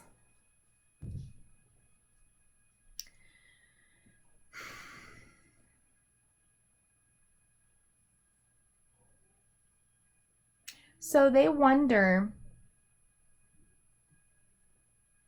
if you are able to connect to them from a place, from a deep place. I'm getting that they feel, or at least they view you, obviously as a person, that you're on top of things and you have a lot going for you. But they wonder if you are able to connect with them on a deeper level than I guess so far you guys have been. They're wondering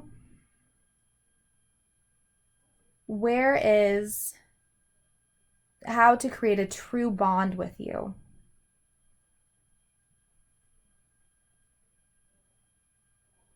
Yeah. They're wondering how to create with you, and if that's even going to be possible, or if you're just doing your own thing and you're busy and you're living your life, and they wonder if you can actually hold more space for them and shine your light on them in a sense. That's kind of what I'm getting from that, which is interesting. Okay. So I also have here, these cards here is going to be how they think that you view them, how they think you feel about them, how they think you're going to act towards them. So let's get how they think you view them. Okay. So how they think you view them is, interestingly, the moon. Okay. So we have 18 here and then 19 with the Sun. The moon is connected to the 9 of Cups, being 8 plus 1 is 9. So They think you view them as someone who is very deep, very emotional. They think you see them as someone who has this connection to even the esoteric, but someone who is just a little bit unpredictable even in their emotions. It's Piscean energy for me, at least. It's watery, very emotive, and they think you view them as someone who isn't very on the practical side of things or consistent, but someone who's just wading in these deep waters that they don't really or waters that they might think you don't understand. So that's kind of interesting. Let's see how you actually view them. Okay, so it still is a water element. So they're right about that, the emotive side of things, the emotional, the Piscean, maybe Cancer, Scorpio energy. So there is a tie there we're seeing between these two cards. And I'm thinking that these are actually not so different. Like the way they think you view them is not so far off from how you actually view them. Because we do have someone here, like here with the Nine of Cups in the reverse. You view them as someone who is not making any romantic gestures towards you. That they're not someone who is being romantic, who is being communicative about their feelings, who is showing loving interest. It looks like they're not doing that. I'm also getting a vibe of inconsistency and a bit of like youth or someone who's maybe behaving immaturely. But it's kind of similar because with the moon card, that can also be, I mean, she's underwater here. And so she's not, if you're underwater, you're not making moves you're not communicating with someone, you're not involved in their life, you're underwater in the moonlight, like. And we also have this woman here who's kind of half underwater, so we're definitely getting that water element coming through a little bit pretty strongly here. And so they know that they're not coming towards you in this romantic way. They're not being emotionally communicative with you. It doesn't seem to affect your life too much because you're extremely gifted and you have a lot going for you in your life and you're very content in your own life. But it's something that you are noticing that they're not doing. And so they seem to be someone who's kind of stuck in their own life and maybe even going through something very strong and powerful right now, and so they're unable to be romantic with you or make those gestures towards you because they're just wading in their own pool of emotions.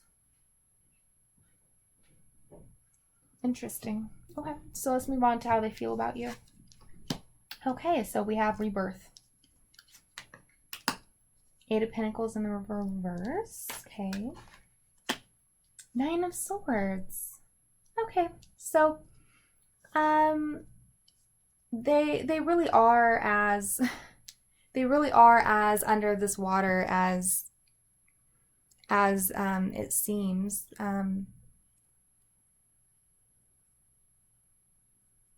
I'm kind of getting also that you might not realize how much they're going through.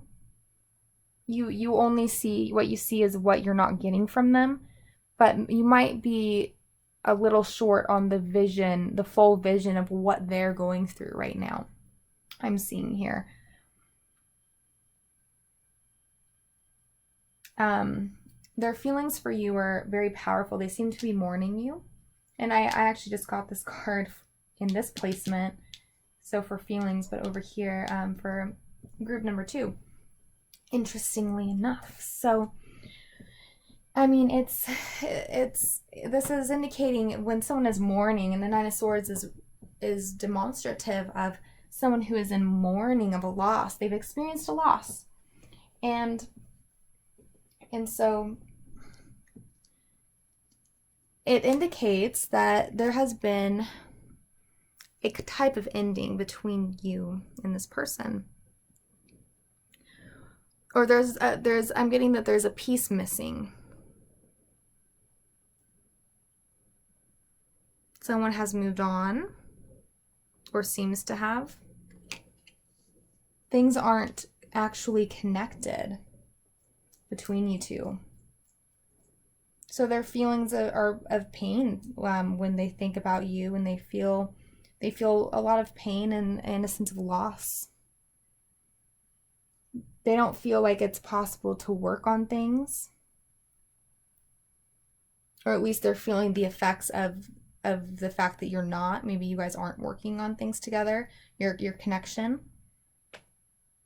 And we have death, we have rebirth, death, rebirth, same thing, especially in this deck. They literally, most decks don't say, I mean, traditionally it's death, but here in this deck, they're really highlighting that this is about rebirth.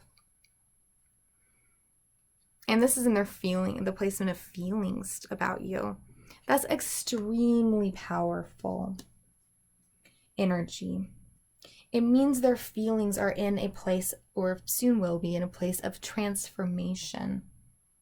And they're receiving a new vision of the connection and of you.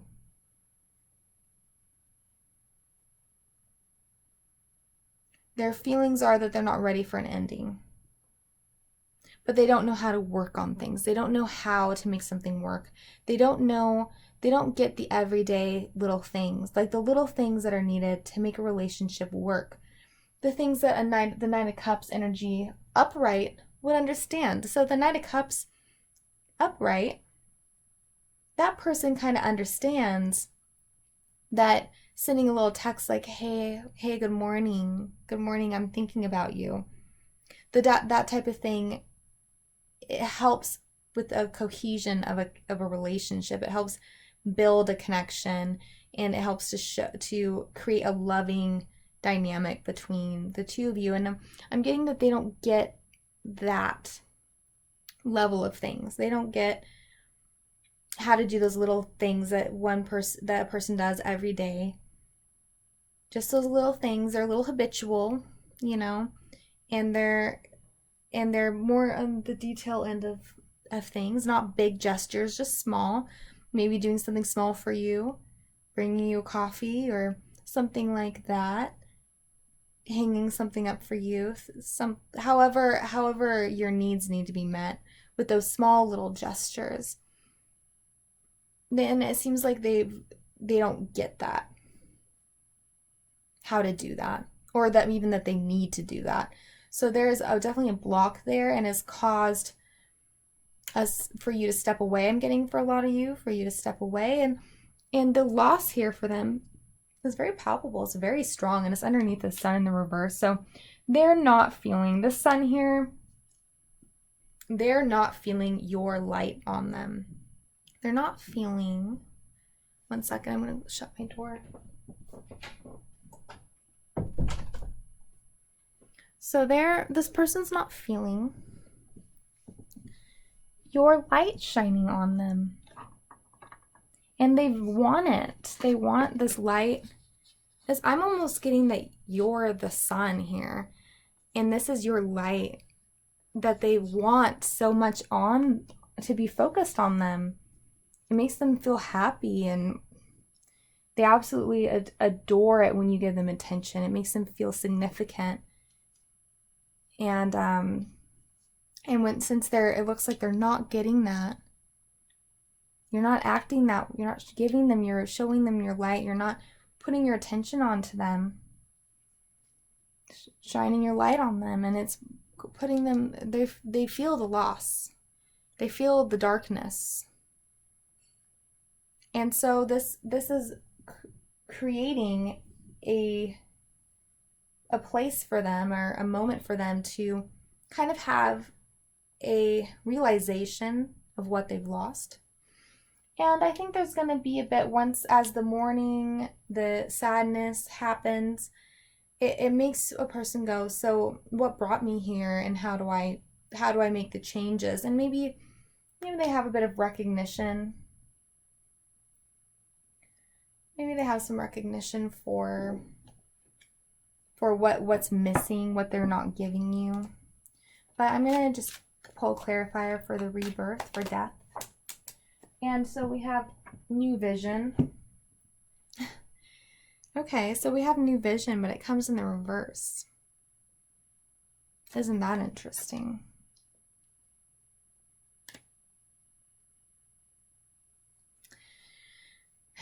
So I'm thinking that their feelings for you transform. I'm thinking they used to not realize how much they felt for you until you stopped shining your light on them. And they felt that loss, they're feeling that loss deeply. And it's sort of transforming. They're recognizing the value that they really have towards you and in your connection. But in terms of creating a new vision, in terms of switching this energy, their inability to kind of see what's required of them and what the small little things that are needed to sort of create a connection between you two, the day-to-day. It seems like I don't think on their own they're going to actually be able to figure it out, is what I'm getting from that. They're not going to be, they might have this transformation and feeling, but they don't have the vision's not there for how to manifest based off these feelings that they're having. So that's what I'm getting from that. Let's see how they think you feel about them. All right, so they think you feel. Wow, we got this card in the reverse too for my last deck. You guys might want to watch the group 2 maybe, because there's a few different. You could probably combine them and definitely get some solid information out of both of them, because we have so many similar cards. Even that card I believe came out. So so the 4 cups in the reverse, they think you feel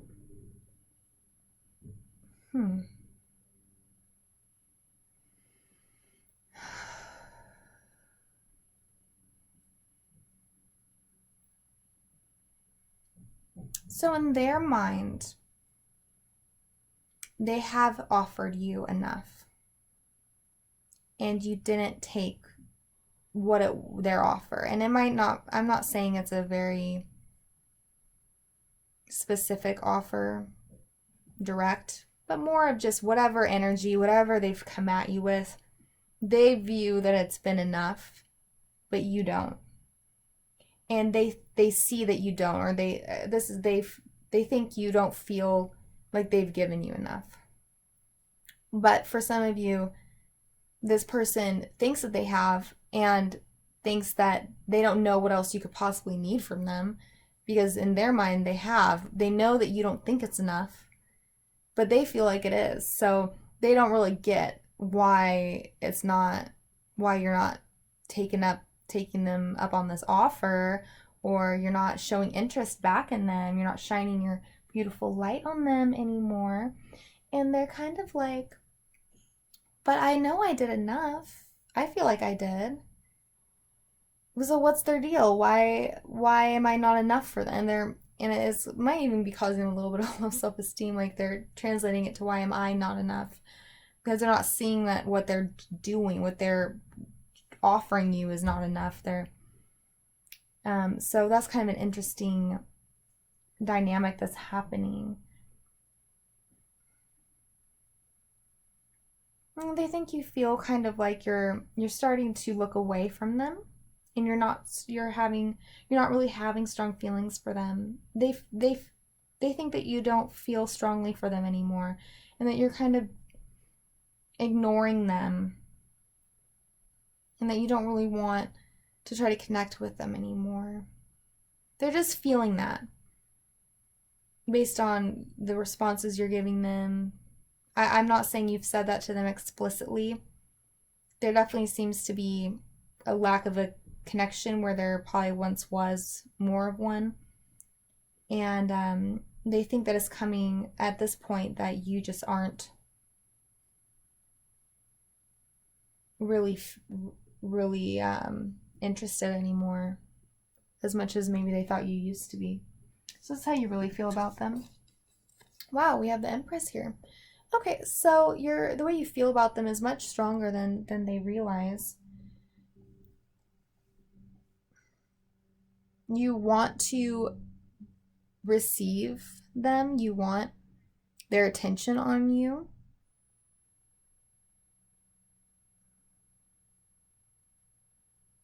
It's kind of a bit like a mirroring situation where they so much want your attention on them and they're feeling the lack of it, but you're kind of feeling the same way about them where you want their attention and you don't feel like you're getting it. So you're both not are feeling that lack of the other person's attention, and you're kind of, when you want that. So with the Empress here, you want to receive their attention and their affection, and you want to be the center of their attention. You feel like you could take on the world with them. Going back to those of you who might literally be facing moving or a huge change in your life and wondering, but still thinking about this person, and can we create this change together? Is it at all possible? Is there a future here where we can maybe travel the world together? Or for some of you, have a child or family together. With the Empress is all about fertility. So, and it's also, and that's a very literal interpretation, so it's definitely not for everybody, but I was feeling that strongly with those 3 oracle cards, that even though you're not, for some of you, you're not really in a strong connection with this person at this time, but there's definitely this longing of, oh, I have these changes coming up in my life, and I wonder, can we make things work? Can we come together? And then after that, can we actually shape a life together where we're traveling, or because it seems like you very much have a lot going on and a lot of plans set in motion, and you're kind of wanting a partner who's going to be able to tackle that with you and go with you to accomplish these things. And you kind of you feel very strongly for this person, and you want so much to receive them, but you want it to be, and you're feeling the lack of their attention, their loving communication. But you do have so much going on that it's, in the end, I think you're going to be in this Empress energy, which is very strong. It is divine feminine, but it's very creative, and it is very powerful. And so you're going to be in that energy regardless of whether this person ends up coming for you and whether they try to make amends with you or not. Whether they come at you with this, what I'm getting from this is loving communication, whether they actually come towards you with a loving communication and it's consistent every day, or if not every day, is a consistent approach they have with you. They're there and they're doing the small things that make you feel loved. So let's see how they will act towards you. And it looks like we have the 8 of Wands in the reverse, but we have the Ace of Cups. Interesting. And we have the 6 of Wands.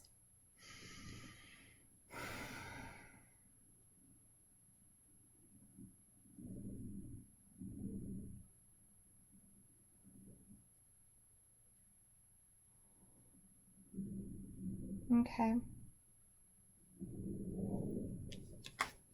So there's no direct communication coming into you anytime soon. Probably, I would say that you're not really going to be hearing from this person within the next 2 weeks. It's going to take a bit longer if they do eventually come in, if they do. First, there's things that need to happen first. Because right now they're in a place where you guys are both in this mirroring place of missing the other person's attention, but not really being willing to come forward to offer that to the other person. So you're both wanting to receive the other person's attention. So if you're both in that mode of wanting to receive and neither of you is willing to kind of give it, then nothing is going to happen. There's not going to be communication coming in on either side. But this person needs to really work on loving themselves more. I'm not getting that at this time, or at least in the past, they've had a strong sense of self-love. And if they can't love themselves, their offer isn't really they can't really offer you very much.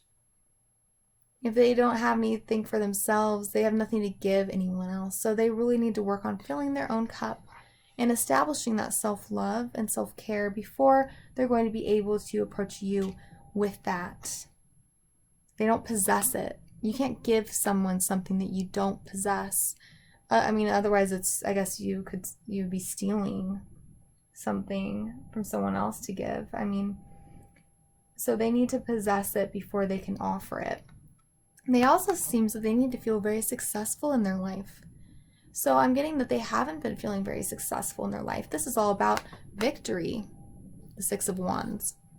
So they need to be feeling victorious. I do wonder if for some of you, you're dealing with someone who only feels successful and important. This is about feeling significant in the eyes of others as well. And maybe that they only feel that way if you're giving them love, if you're filling their cup, and if you're coming towards them, giving them your attention. And that's what makes them feel successful and valued. And we have you, I'm getting a sense for some of you that you've been filling this person's cup, and they just take it and then they run with it, and it makes them feel great, but what have they really been giving back? So this person needs to, if you're in separation, I'm thinking that you make your own decision, of course, but it would make sense, I think, to continue this separation, because if this person can't fill their own cup by themselves without you doing it for them, then they're never going to have anything to really give you.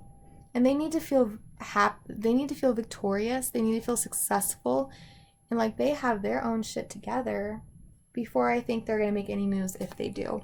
So that's kind of what I'm feeling from that. They need to go, they're in a lower place right now. They're feeling a lot of loss. And it is about a loss of you. But whatever you've had together has brought up a lot of stuff from the past for them. So that their mourning is not just a mourning of you, the loss of you, but it's many losses in their life. It brings, these kind of things bring up the deep stuff for people. And so that's where they're at right now. And it's transformative time for them. And they really need to come out of this and then feeling more self-love and feeling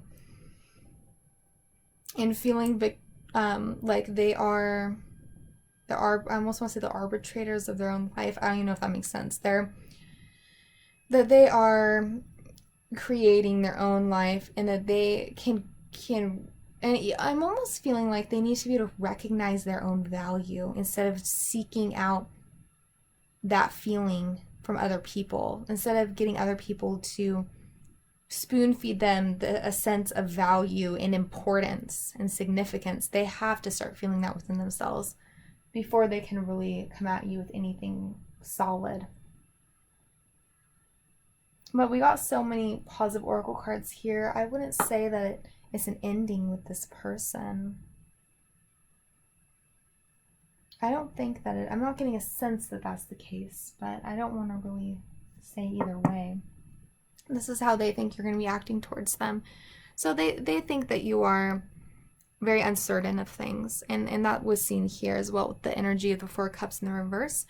But it seems like they think your actions are very back and forth and unclear and inconsistent, and it's because you don't really know what's going on or how you feel about things or what you want to do with them, how you want to proceed with them. So they think that if you're making any moves towards them at all, which they don't think that you probably will be, but if you are, that this is going to be inconsistent and confusing, and they're not really preparing for you to come towards them in any significant way that is very clear motive, very open and honest. They don't think that you will do that.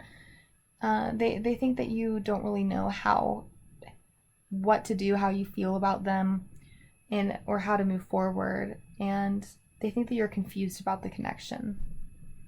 Let's see how you're actually going to be acting towards them. Okay, we have the Chariot in the reverse. Okay, so they're kind of on track with things once again. I'm not seeing a huge divide between how they think you'll be acting and how you actually will be. The Chariot in the reverse is someone who's not moving towards a destination.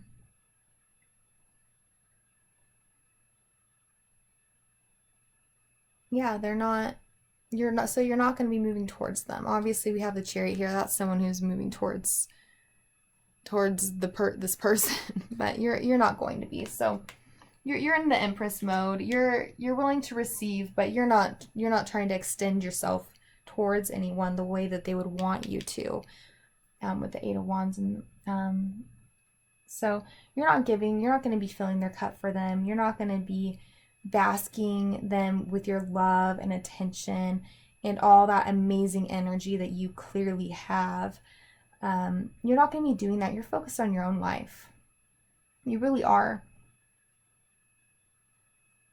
I think you would like to receive them if it was right and if they were going to be honoring you correctly, but if not, you're gonna be living your life, and everything's gonna be working out for you. So and like I said, this future is for the next 2 weeks to a month, so this isn't a forever, the status quo forever. This is just a glimpse into the future, the near future for you. So that's what I'm getting. I'm going to read just the quick notes for all three of these cards really quick for you if you want to stay tuned for this. It might something might resonate with you that's important.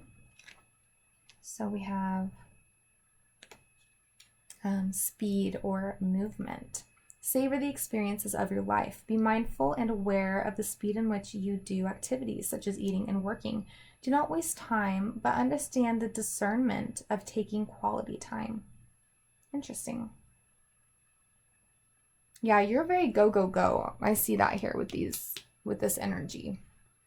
You're ready to make moves in your life, and you are manifesting. You're very creative and you're moving forward with things. But I guess this is a reminder to maybe stay centered and grounded, and so that you don't get off balance or depleted, I guess. Yeah, the depletion won't be good in terms of I'm also okay, no, I'm gonna leave it at that. All right, 29. So we have water and creation. Flow forward with grace and confidence. Be true to your emotions. Do not allow yourself to become stagnant in your ways. Creation is your birthright. Consider what is vital to your happiness and ensure that you seek it. So this is for me very Nine of Cups energy, and a little bit of the moon too. We have the strong water element.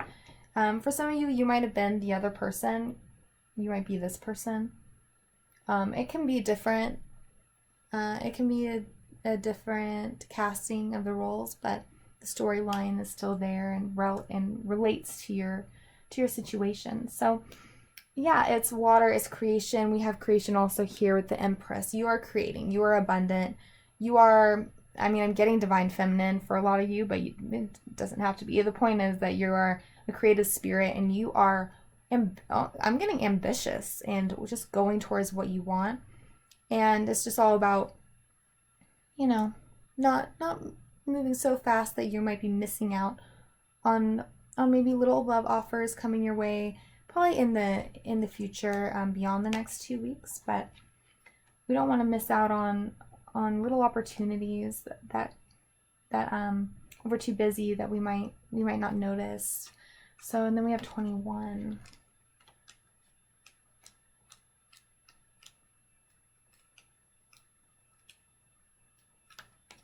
Okay, and this is interesting, is animals and companionship. We all have a superpower. Find yours and exercise it. Take time out to share your gifts. The natural world calls you. It is part of you. Experience having an animal companion, but if you cannot, then donate. Make your property animal friendly or help animal causes. So some of you guys are very focused on animals, and you find a lot of happiness by spending time with non-human animals. So I'm kind of like that myself, so I understand that. I'm getting that you have a strong future, and for some of you it might actually be relating to animals, and you're doing work with them, and you just have some of you have a very strong bond with non-human life, and that's kind of where your future is going. Some sort of, I'm getting like, for maybe someone is creating artwork that features a lot of animals, and you like, you know, something like, things like that, where your creative work kind of revolves around animals. But I'm getting this sense that some of you are really transitioning in life and thinking about moving in the future, and thinking about switching careers in the future, figuring out how your creative hobby can become your money maker. And you're wondering, who can you bring with you in your life? Who can be your human companion as you pursue all these things that are going to be coming up for you in the future? And you have this love of this person, but they just, for you, you don't feel like they're coming towards you. They don't feel like you're coming towards them. And so there's like a stalemate, and you just wonder what kind of future can you have with them, and where, you know, so that's kind of where I'm getting that a lot of you are at. And it can be a bit, there's definitely a bit of confusion here with the 2 swords down here that you have from it. Do I focus on this person, or do I focus on all of these creative talents that I have, and all of these things that I want to pursue, and interests I want to pursue? So you're kind of at that a little bit of crossroads in that sense. But I'm thinking that you're going to be doing the right thing. If you're an Empress energy, I mean, I know this came through as the feelings for them, but it's such a strong link to, I'm just getting an overall sense of who you are as a person, and that you are going to be stepping, if you're not already, you're going to be stepping into this Empress energy and just refusing to give anything that you are not first receiving in full. And that's a great and empowered place to be. And I applaud you for it. So that's your reading, and I hope you enjoyed it or got something from it. If you want more information, I do have monthly readings for each sign, and my readings for December are out, if you haven't already checked that out. So yeah, I wish you the best, and until next time. Welcome to pile number 4. Okay, you chose the little red aragonite piece.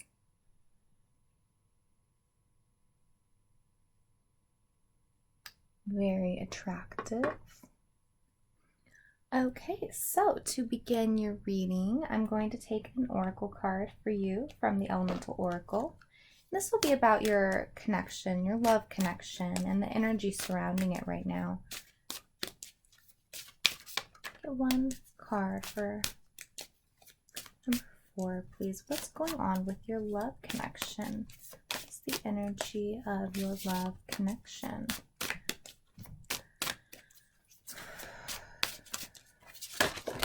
Okay.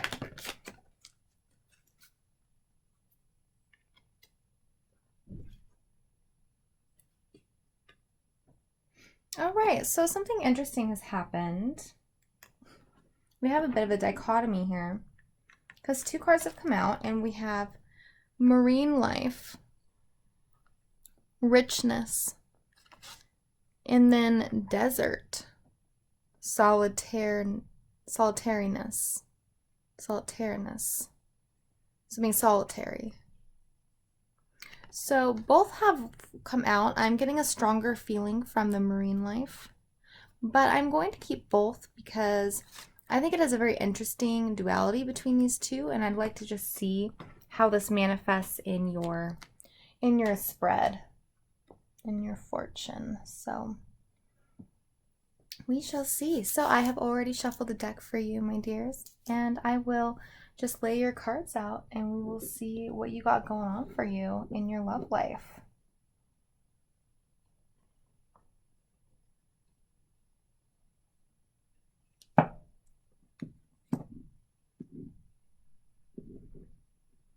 Okay, so this is how the person views and perceives you.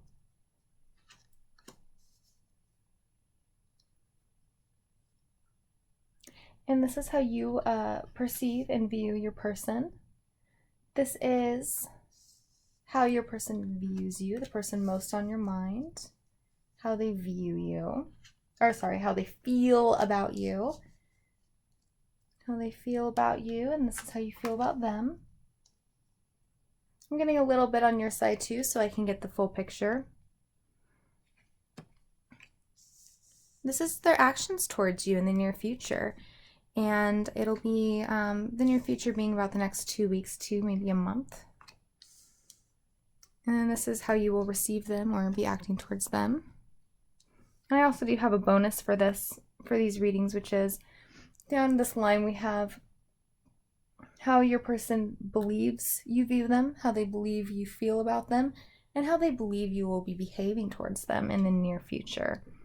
Just adding a little element to decipher what's really going on here. Okay, so let's get started. So we have how your person views you. Wow, 9 of Swords. My last two piles have had, groups have had the 9 of Swords. Wow, very heavy energy going on these days.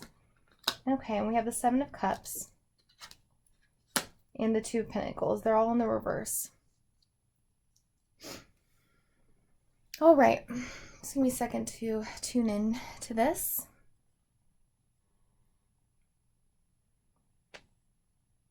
All right, so they view you as somebody who is having a lot of confusion. You are not making a choice.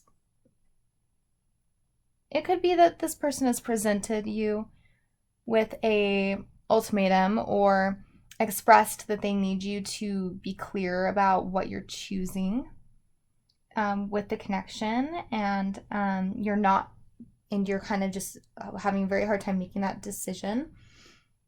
But that can be it for some of you, but I'm just getting this sense that this person views you as you're definitely not committing, but there is just this a large amount of confusion surrounding you, and they don't think you know what you want.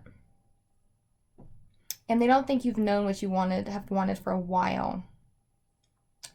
And they seem to think that you are very upset and almost sorrowful about either the connection or just in general in your life. That you just have been kind of, I'm actually getting the word self-sabotage, which is interesting. I'm getting the word self-sabotage, and that you are in a cycle where you are feeling very upset about things going on in your life, but you are finding it hard to break free of the circumstances that are upsetting you. You seem to be unable to make solid decisions that will move you out of a situation or move you forward in life. That's how they view you. I'm not saying that's true or that's what's happening. This is how they view you.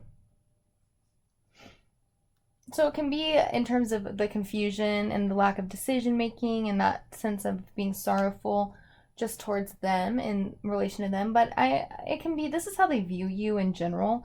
I'm getting that for a lot of you, this is how they see you as being in life. Okay, so this is how they believe you view them. And we have the 10 of Wands in the reverse here. So they think that you view them as quite a large burden, And it's one that you don't seem to put down. So I'm getting a sense that you're not really dropping them out of your life, at least verbally, like clearly.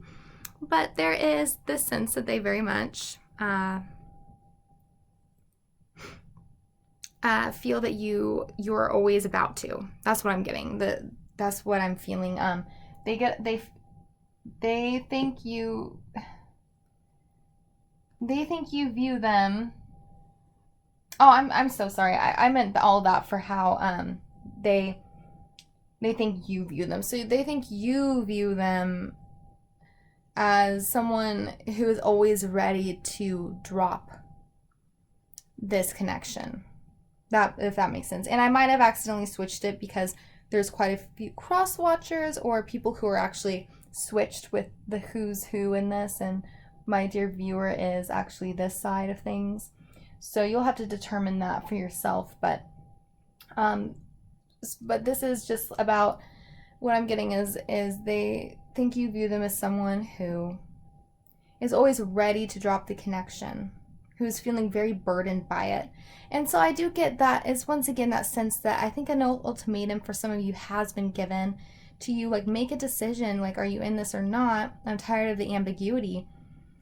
And so they and that's what they said to you, and so they know that you know they're ready to let things go and to finally maybe put down all those heavy sticks that are so burdensome to them, symbolizing your connection. And I'm getting the sense that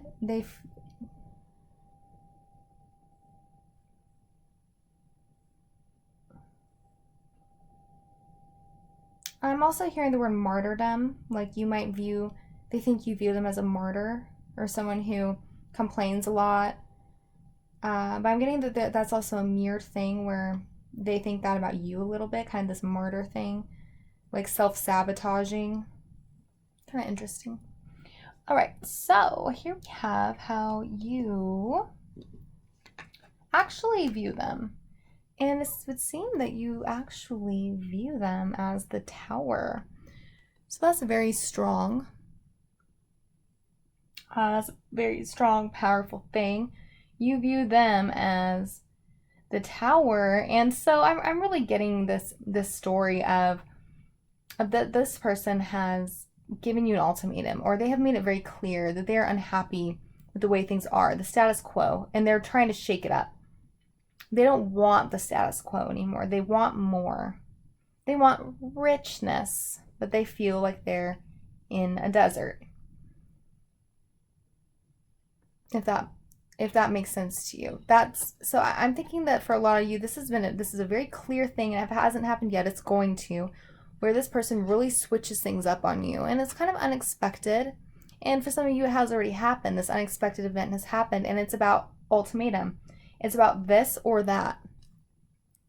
Are you going to give me this exact thing that I want, or am I going to have to put down these wands and move on with my life because they are becoming a bit too burdensome? Okay, I need to plug in. So that's what's going on, it looks like here.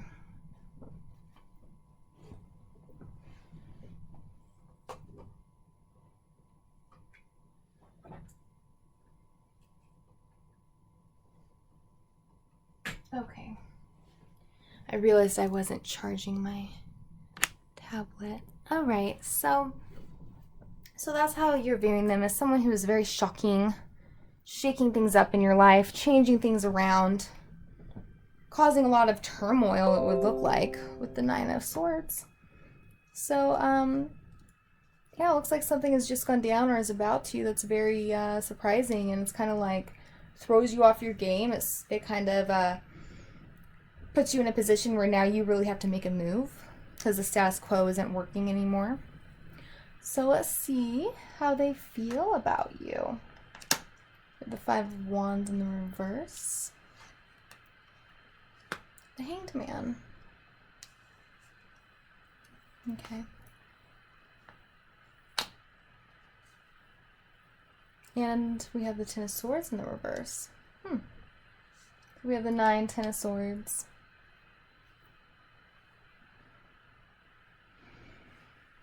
All right.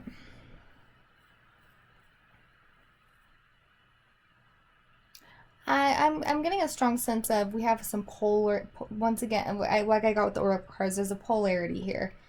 And I'm getting that way here with the 5 of Wands energy. We have 2 very different perspectives that are colliding or have been colliding together. And they don't seem to be meshing well. You guys can't seem to get on the same terms with things. And it's causing a lot of pain.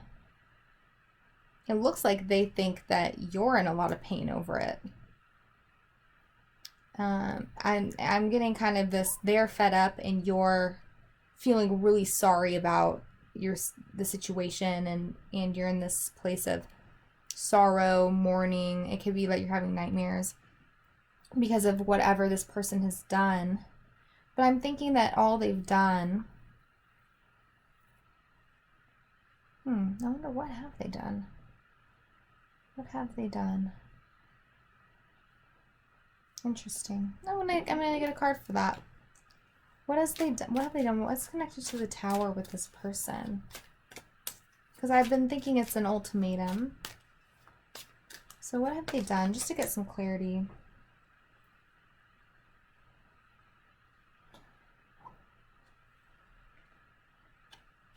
Okay.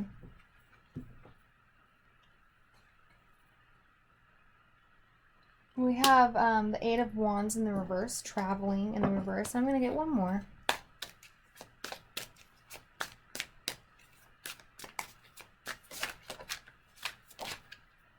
Thunder. Okay, got Thunderbolt. So Thunderbolt is actually the Tower. So the Tower, the same card. Right, and so we have the Tower clarifying the Tower with the 8 of Wands in the reverse. Has this person completely cut themselves? Has cut all communication with you out of nowhere? Is that what's going on here? Let me get one more. 8 of Wands. Tell me what else is this? What has this person done? What's going on here? This is very striking. You feel very struck by this person. Okay.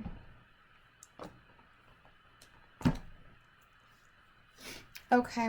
We have a patience here. That's the 7 of Pentacles. It's all about just putting the seeds in, sowing the seeds to reap the rewards in the future. Taking the harvest, but you have to be patient. You have to allow things to happen over time. And that is kind of confirming to me that this person has taken a step back for some of you, and that has been very shocking for you.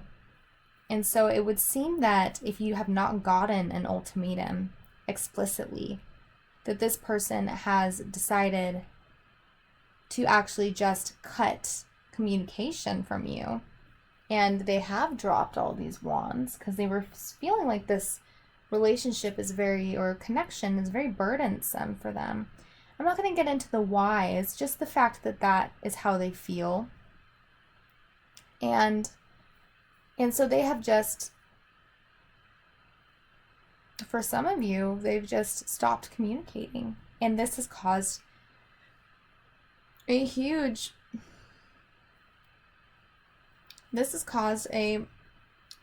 Thunderbolt Tower moment. Just shocking. Where did this person go? Why aren't they talking to me anymore? And so it also ties to this 9 of Swords, which is about mourning, and it's about mourning a loss, something that has left your life. So that really makes sense and comes together for those of you who are experiencing this person having just cut communication with you.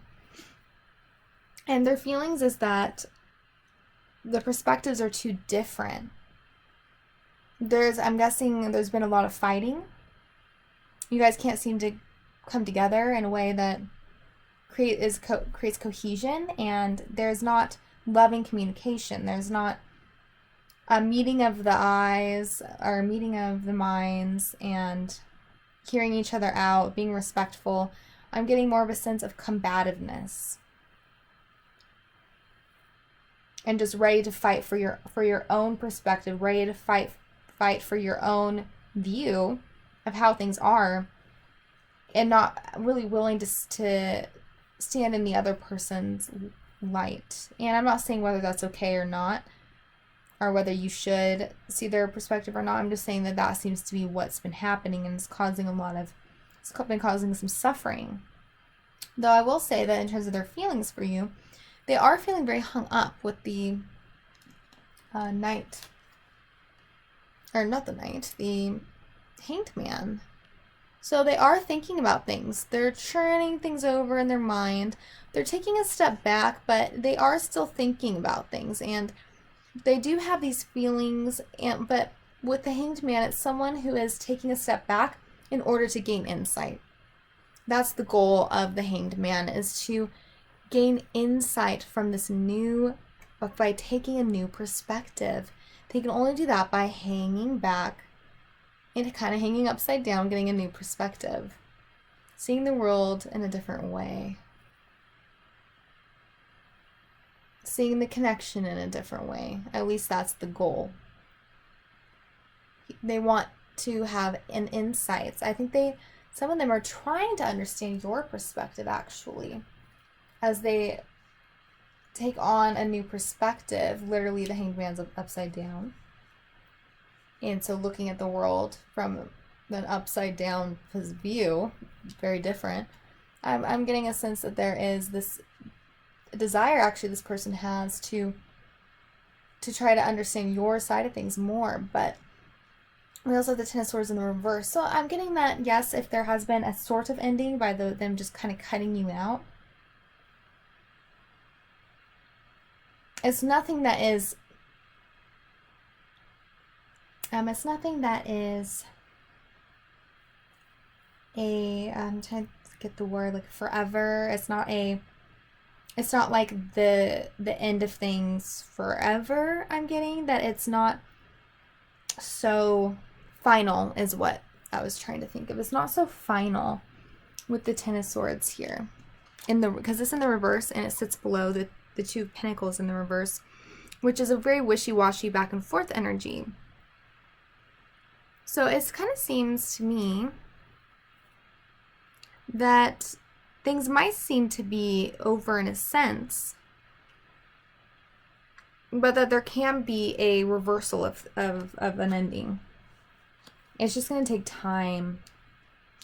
They feel very done in the moment. We do have two tens here representing completion and an ending, but they're in the reverse. So we do have some type of completion going on, but whether there's a renewal and a new beginning, only time will tell. But I'm going to get some info on how they think you feel about them. Okay, and they think you feel, and this is, we have the Wheel of Fortune, and underneath, this kind of slipped out, and it's the King of Cups. So they think you feel very strongly for them. They do. They think that you feel like it's time for a new chapter.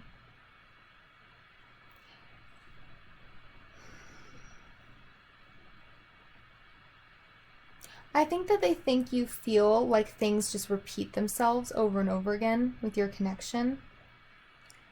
And they want to remove themselves from the cycle. And I think they feel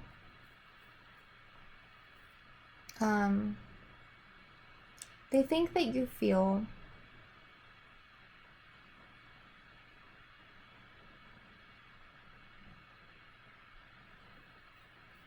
the same way.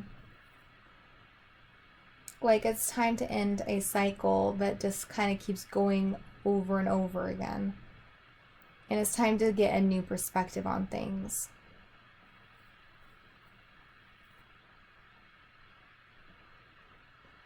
With the King of Cups here, they do think that you care about them quite a bit.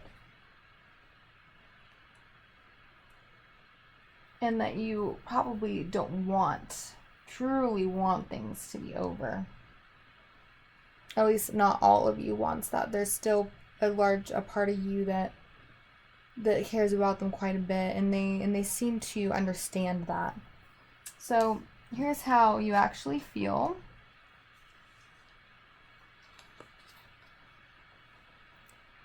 Okay, so this isn't exactly telling me that you do feel the King of Cups for them, that you do feel that strong kind of love, and it's almost like with the King of Cups, it's a love that is just stable and unfading. It doesn't just go away. It's not like the Knight or the Page of Cups where it can kind of be fleeting.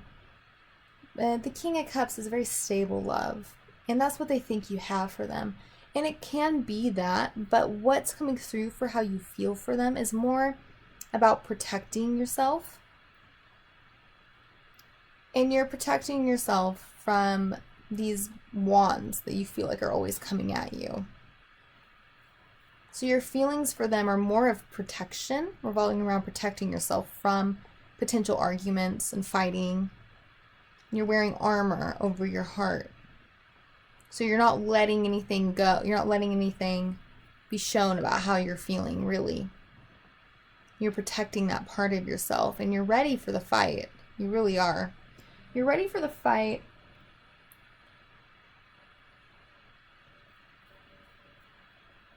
And I'm thinking you seem to be, you might not be mourning the loss as much as they think that you are.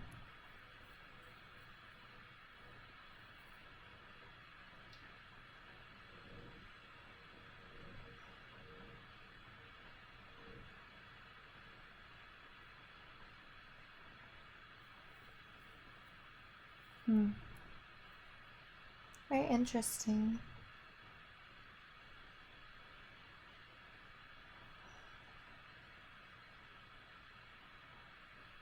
So they are exercising patience, in the sense with this, especially with this Hanged Man here, that I don't think they really want an ending. They just want to move away, and they felt that it was justice, or somehow their divine right at that point to do what they did. The thing that was so shocking, and I think it was a quick pull away. An end of the fighting, an end of communication.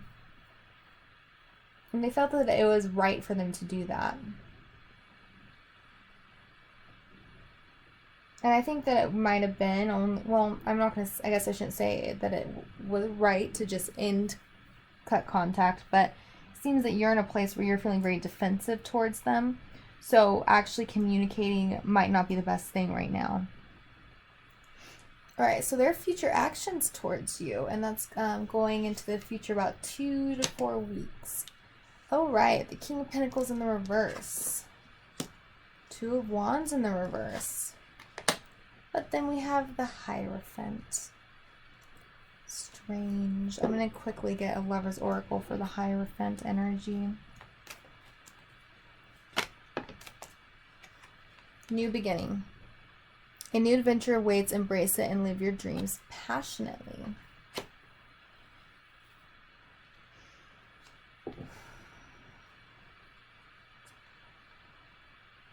Well, before I speak to what the Hierophant is, I'm going to see what your actions are going to be. But I'll hold these up for you so you can see, because I know that they're a little bit cut off for you visually. So we have these 3 cards here. So they're not really showing you, they're not coming towards you. In the next 2 weeks to a month, there's not an indication of any movement towards you from this person. There's not the fire, ignition. They're not trying to pursue you. They're not offering anything solid. They're holding their cards close to their chest. They seem to think that it is for their own dignity to do so. And I'll leave it with that. So that's kind of, I based on what I'm getting here, I wouldn't expect anything coming from them. But let's see how they view you in terms of how you're going to be acting towards them. And we have here the Eight of Cups in the reverse. So they're thinking that you are going to be coming back for them.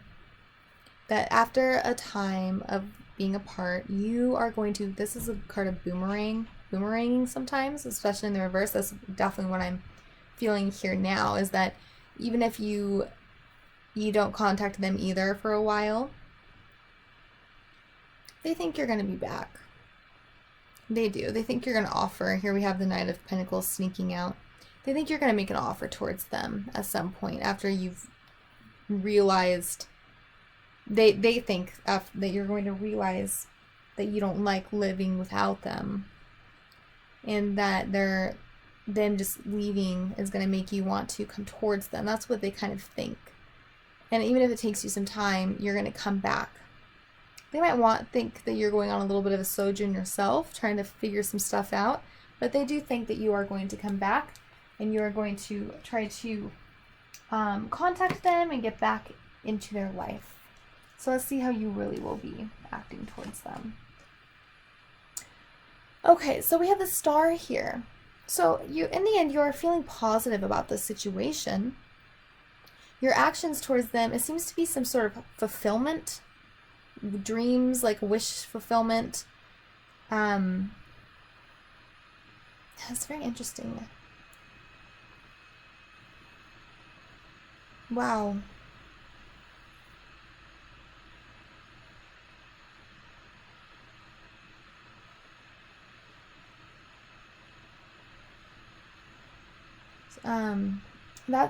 That's a very profound card to have in this position for your actions.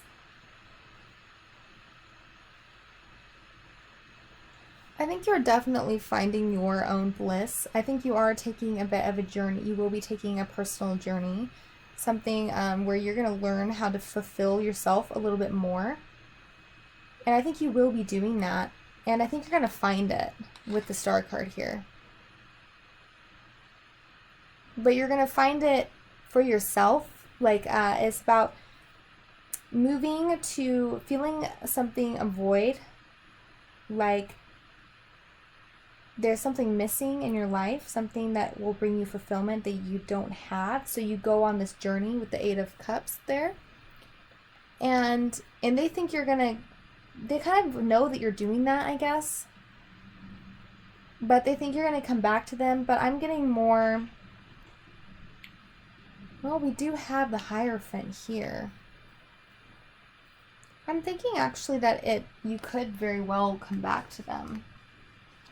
You could see this person as being your wish, your dreams manifest. I'm actually going to pull a card, an extra card for this Star card for your actions.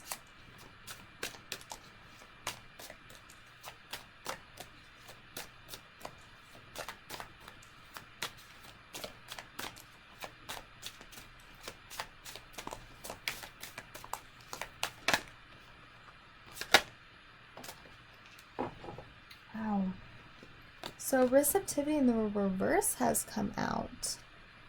Very interesting, you guys, you know.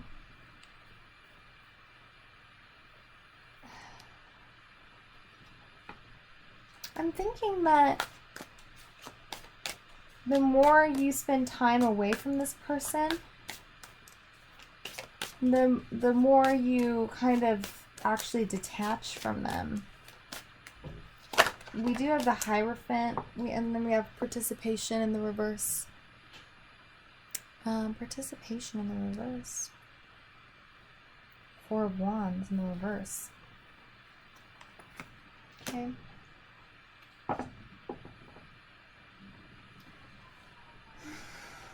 I think you guys both need to be apart, and you're going to recognize a life separate from this person that you might actually end up enjoying more and not wanting to go back. I'm getting that the new beginning that we have here, It's about, I don't know what this person's new beginning is, if they're like getting indoctrinated into some church or something, some sort of institution. It can be the government, a government job. It can be teaching at a university, something like that. But maybe their dreams, by living their dreams passionately, and with the Hierophant here, it's referencing just someone, because the Hierophant represents institutions. And so it can represent a higher level commitment, but I'm not really feeling that. At least within the time frame we're talking about here. I'm almost getting a vibe that you are both going to sort of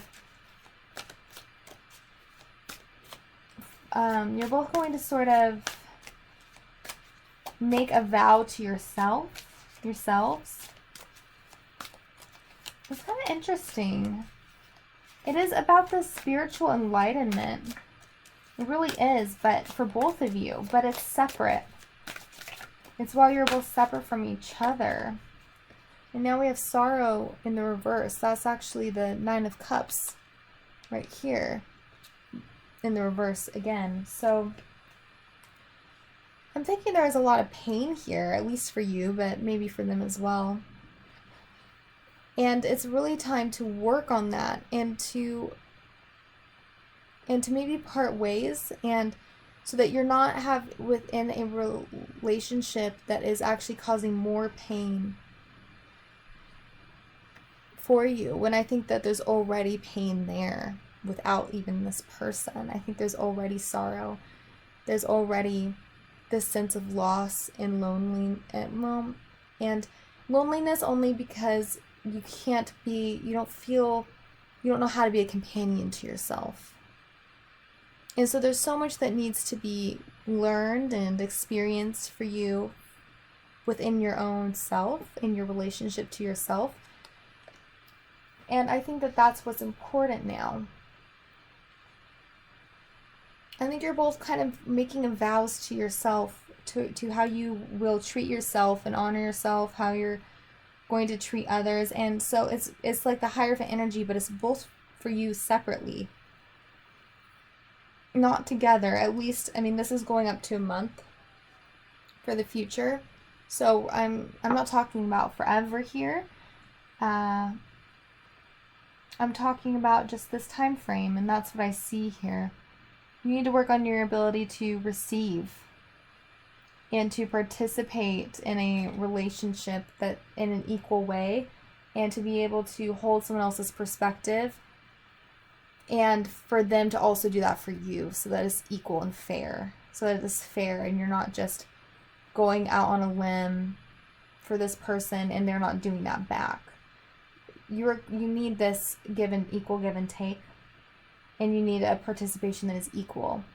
And if you haven't had that before, it's representing something that was lost within yourself first, before you ended up in a connection where you felt out of balance with this person. So there is just some refiguring to do for yourself and all of your own soul parts, and the parts of yourself that is very much disconnected and confused. And maybe you have strong aspects that view things differently and feel differently, and we need to work to integrate those. Otherwise, we're going to end up in these relationships that are combative. I mean, that's what I'm at least getting for this case a little bit. And there is an indication here that they're exercising patience with the connection and think maybe down the line something could work out. But within the time frame we're going over here, I'm not seeing it. So I'm going to read to you there's a quick little notes at the top for what these oracle cards mean. So I'm going to read to you those really quickly if you would like to hear.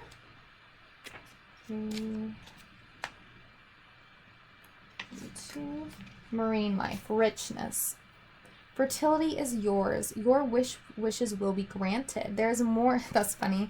That's exactly what the star card is about, is wish fulfillment and things that you want happening and manifesting. There's more than one way to find a solution to a problem. Adapt to the new. Okay. adaptation. I think that's what you will be doing. So good for you. I do see that for you. And then we have 13. Is that 13?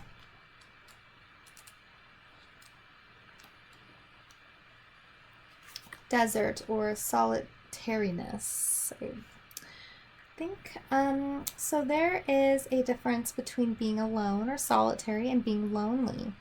Feeling confident to spend time alone is powerful. You do not need so much. Work on developing simplicity. There's more to life than accumulating objects. You can be resistant and adapt to difficult circumstances. You can be resilient and adapt to difficult circumstances. So although these are polarizing energies, they both mentioned being able to adapt.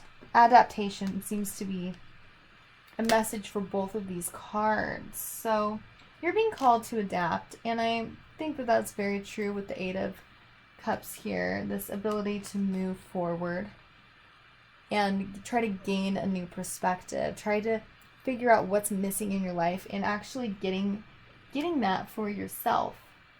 It's all about you right now, or I think it should be all about you right now. There's a separation occurring. I think you're allowing it to occur. You've decided you're not going to participate in this relationship connection where there's so much fighting and so much discord, and where you're not really receiving many benefits from it. And by doing so and taking the time out and focusing on yourself, you're going to be rewarded for that with that beautiful star card. You're going to be rewarded. Wish fulfillment. Okay? So I hope this helped. And I truly wish the best for you. If you would like more information, I do have also the monthly readings out, and I have them out for December. I have every sign out, so by astrological sign. So you can look into that if you haven't already. And thank you so much for tuning in. I really hope that this was helpful, and I wish the best for you, okay? Till next time.